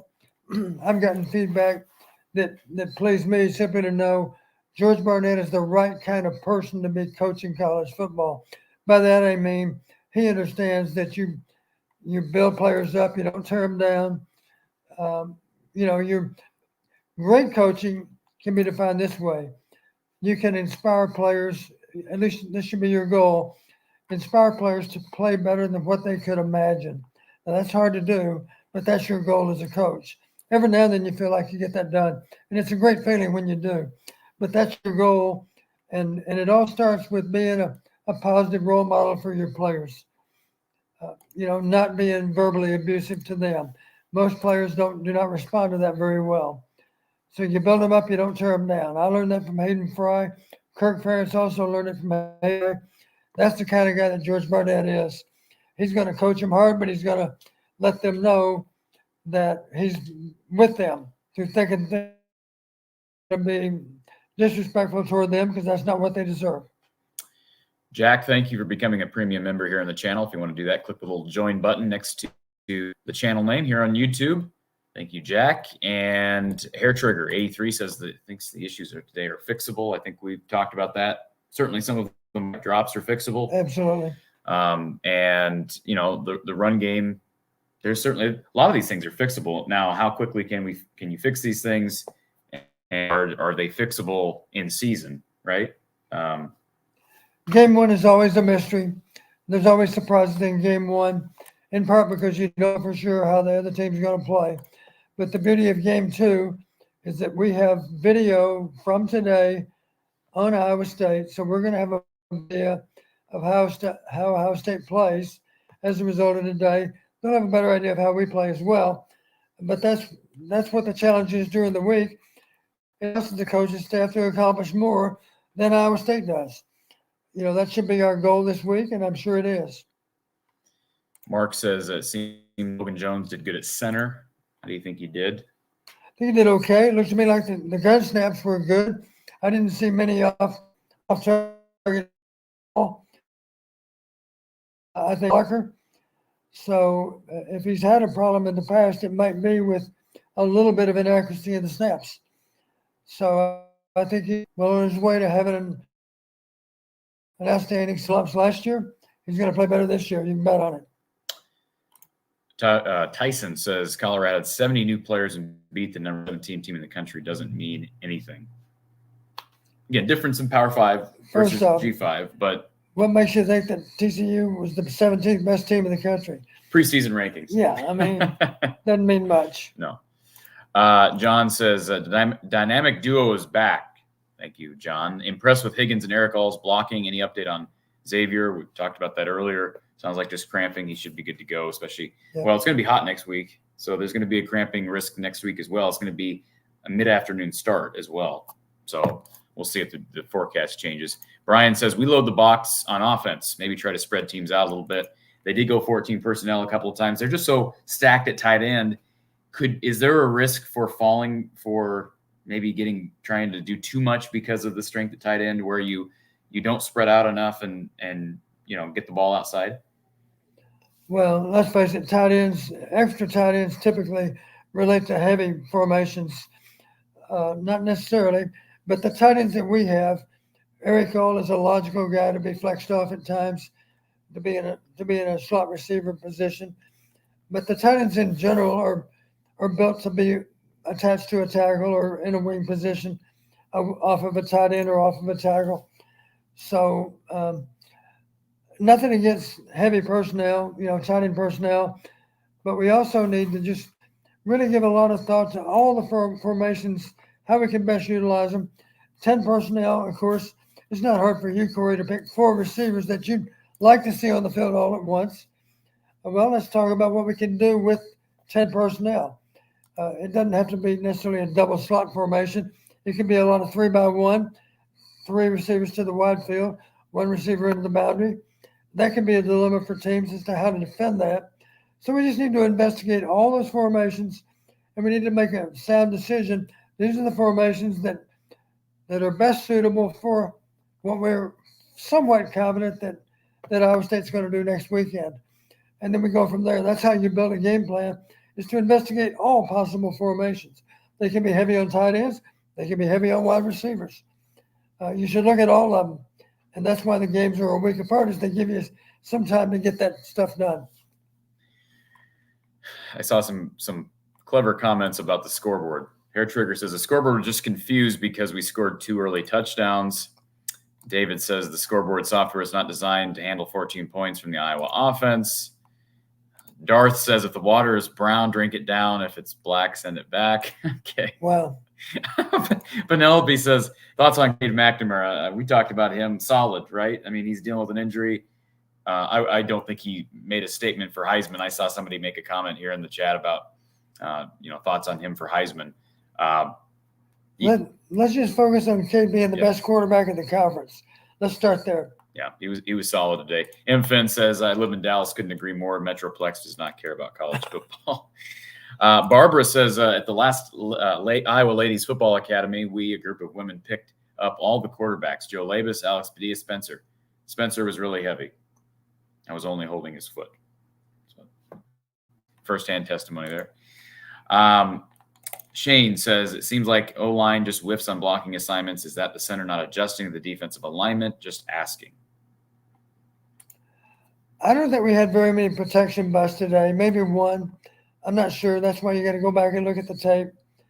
It looks to me like in general, people knew who they were supposed to block. And in general, they did a decent job of keeping them out of the backfield. Cade got hit a few times pretty hard. But our goal is to keep him clean, and we certainly have room for improvement there too. Scott, thank you for watching from California. He says, I like this team. Impressed with Cade. Glad he started, protected the ball. And yes, QB rating of 132. Robert, did they not use a wide variety of plays because they didn't want to tip their hand for next week? We talked about that theory earlier. I never really buy into that, but you're a former OC. I'm not. Well, some OCs do that, but I'm not sure that ours do. I'm not sure that we're doing that now. Question for Coach. End of the fourth quarter. Hawks in range to attempt a field goal. A few seconds left. Given the contract, would you kick it? No way. Can't, right? No way. No. I think Brian would have been embarrassed if Kirk even thought about kicking it. Yeah. Because it's the wrong play at the wrong time. It would not go over well. Skull Underwood. I'm not a fan of this Corey guy. Jay Higgins looked good. And yeah, against Utah State, but would you rather have him struggle 14 tackles against Utah State isn't going to get him paid is a stupid comment. The only reason I said that, first of all, we named him our player of the game. Right. I simply was responding to Ryan earlier when he said, I think he made money today. He didn't make any money today, Don. He's not going to be on your comment off of another comment Yes. that you heard. So anyways, I love Jay Higgins. So I'm just making a comment. Joseph, what's up, Corey and Don? Glad let's see, came out on top. I'll watch the game at some point tonight. What are your guys' thoughts on the offense and defense overall? I think we've given plenty of thoughts there, but certainly go back and watch the rest of the show, Joseph, if you missed it. Sam, do we have a sponsor for the Brian Ferentz counter? He's talking about the tracker up in the corner. So yes, this way, over there, right up there is the Brian Ferentz points per game tracker. Now, keep in mind, folks, that this is not just me at my attempt at humor. This is a real thing. It's part of the contract. And right now, if the season ended today, Brian would not meet the mark of 25 points per game. So right now, we're going to have this tracker going throughout the year. And yes, it's not just offensive points. It's not just points from Brian Ferentz's offense, but it's special teams, it's defense, all of it. But right now, the team is at 24 points per game. So this is going to be a running tracker as we go. And as of right now, that little red arrow is an indicator that they're below the mark to be met. And so we'll see what happens. I do have one question for you, Corey. When we scored to make 23, you weren't advocating to go for 2. I thought about it. I actually thought about it. And I thought, could you imagine if they did that?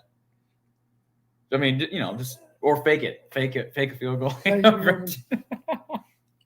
Anyways, we'll talk about that at some other point. But no sponsors. If you're interested in sponsoring the Brian Ferentz points per game, the Iowa points per game tracker, contact me. We can make that work. And then finally, Brian wants to know, did we hit the 5 key analytics, Coach? I don't know because these analytics apply only to Big Ten games. It's logical that if we won 3 out of the 5 against these guys, I don't doubt that we won at least 3 out of 5. I know we won field position. I know we won turnovers. That's the only 2 I'll talk about. There are others, but I'm not going to tell you what they are. All right, let's talk about it. Iowa State. We've hit our limit here, so we need to get to our preview. The Cyclones beating UNI today, but they've dealt with some betting issues as well. They're down some guys. Jamari Harris is out, we know, for next week, as is Chris Reams, who really wasn't in the rotation anyways. I'm sure they're going to be careful with Cade this week during practice, and they're going to study that UNI film as best they can, just like Iowa State will do with this film for Utah State. But what do you know about Iowa State, Don? And it's always difficult to go to Ames and win in a rivalry game, regardless of what Iowa State did last year, and they're coming off a loss in this series. You have to realize today, UNI went there with the expectation that they were going to find a way to win this game. UNI has reasonism based on their returning personnel, and despite all that optimism, they went there and had a difficult day. 30-9 was not what UNI fans expected. They didn't know if they could pull it off or not, because you're not supposed to beat FBS opponents, of course, if you're an FCS team. But they had a reasonable belief that they could be there to win that game at the end. It wasn't that close. Hats off to Iowa State. You've heard me say before, Matt Campbell's an outstanding coach. They have a defensive coordinator that I have great respect in. I used to coach against him. He's an outstanding coach as well. I do not know that many coaches on staff, but those 2 coaches in particular, and of course they have a lot to do with Iowa State football. They're going to represent the school and represent it well.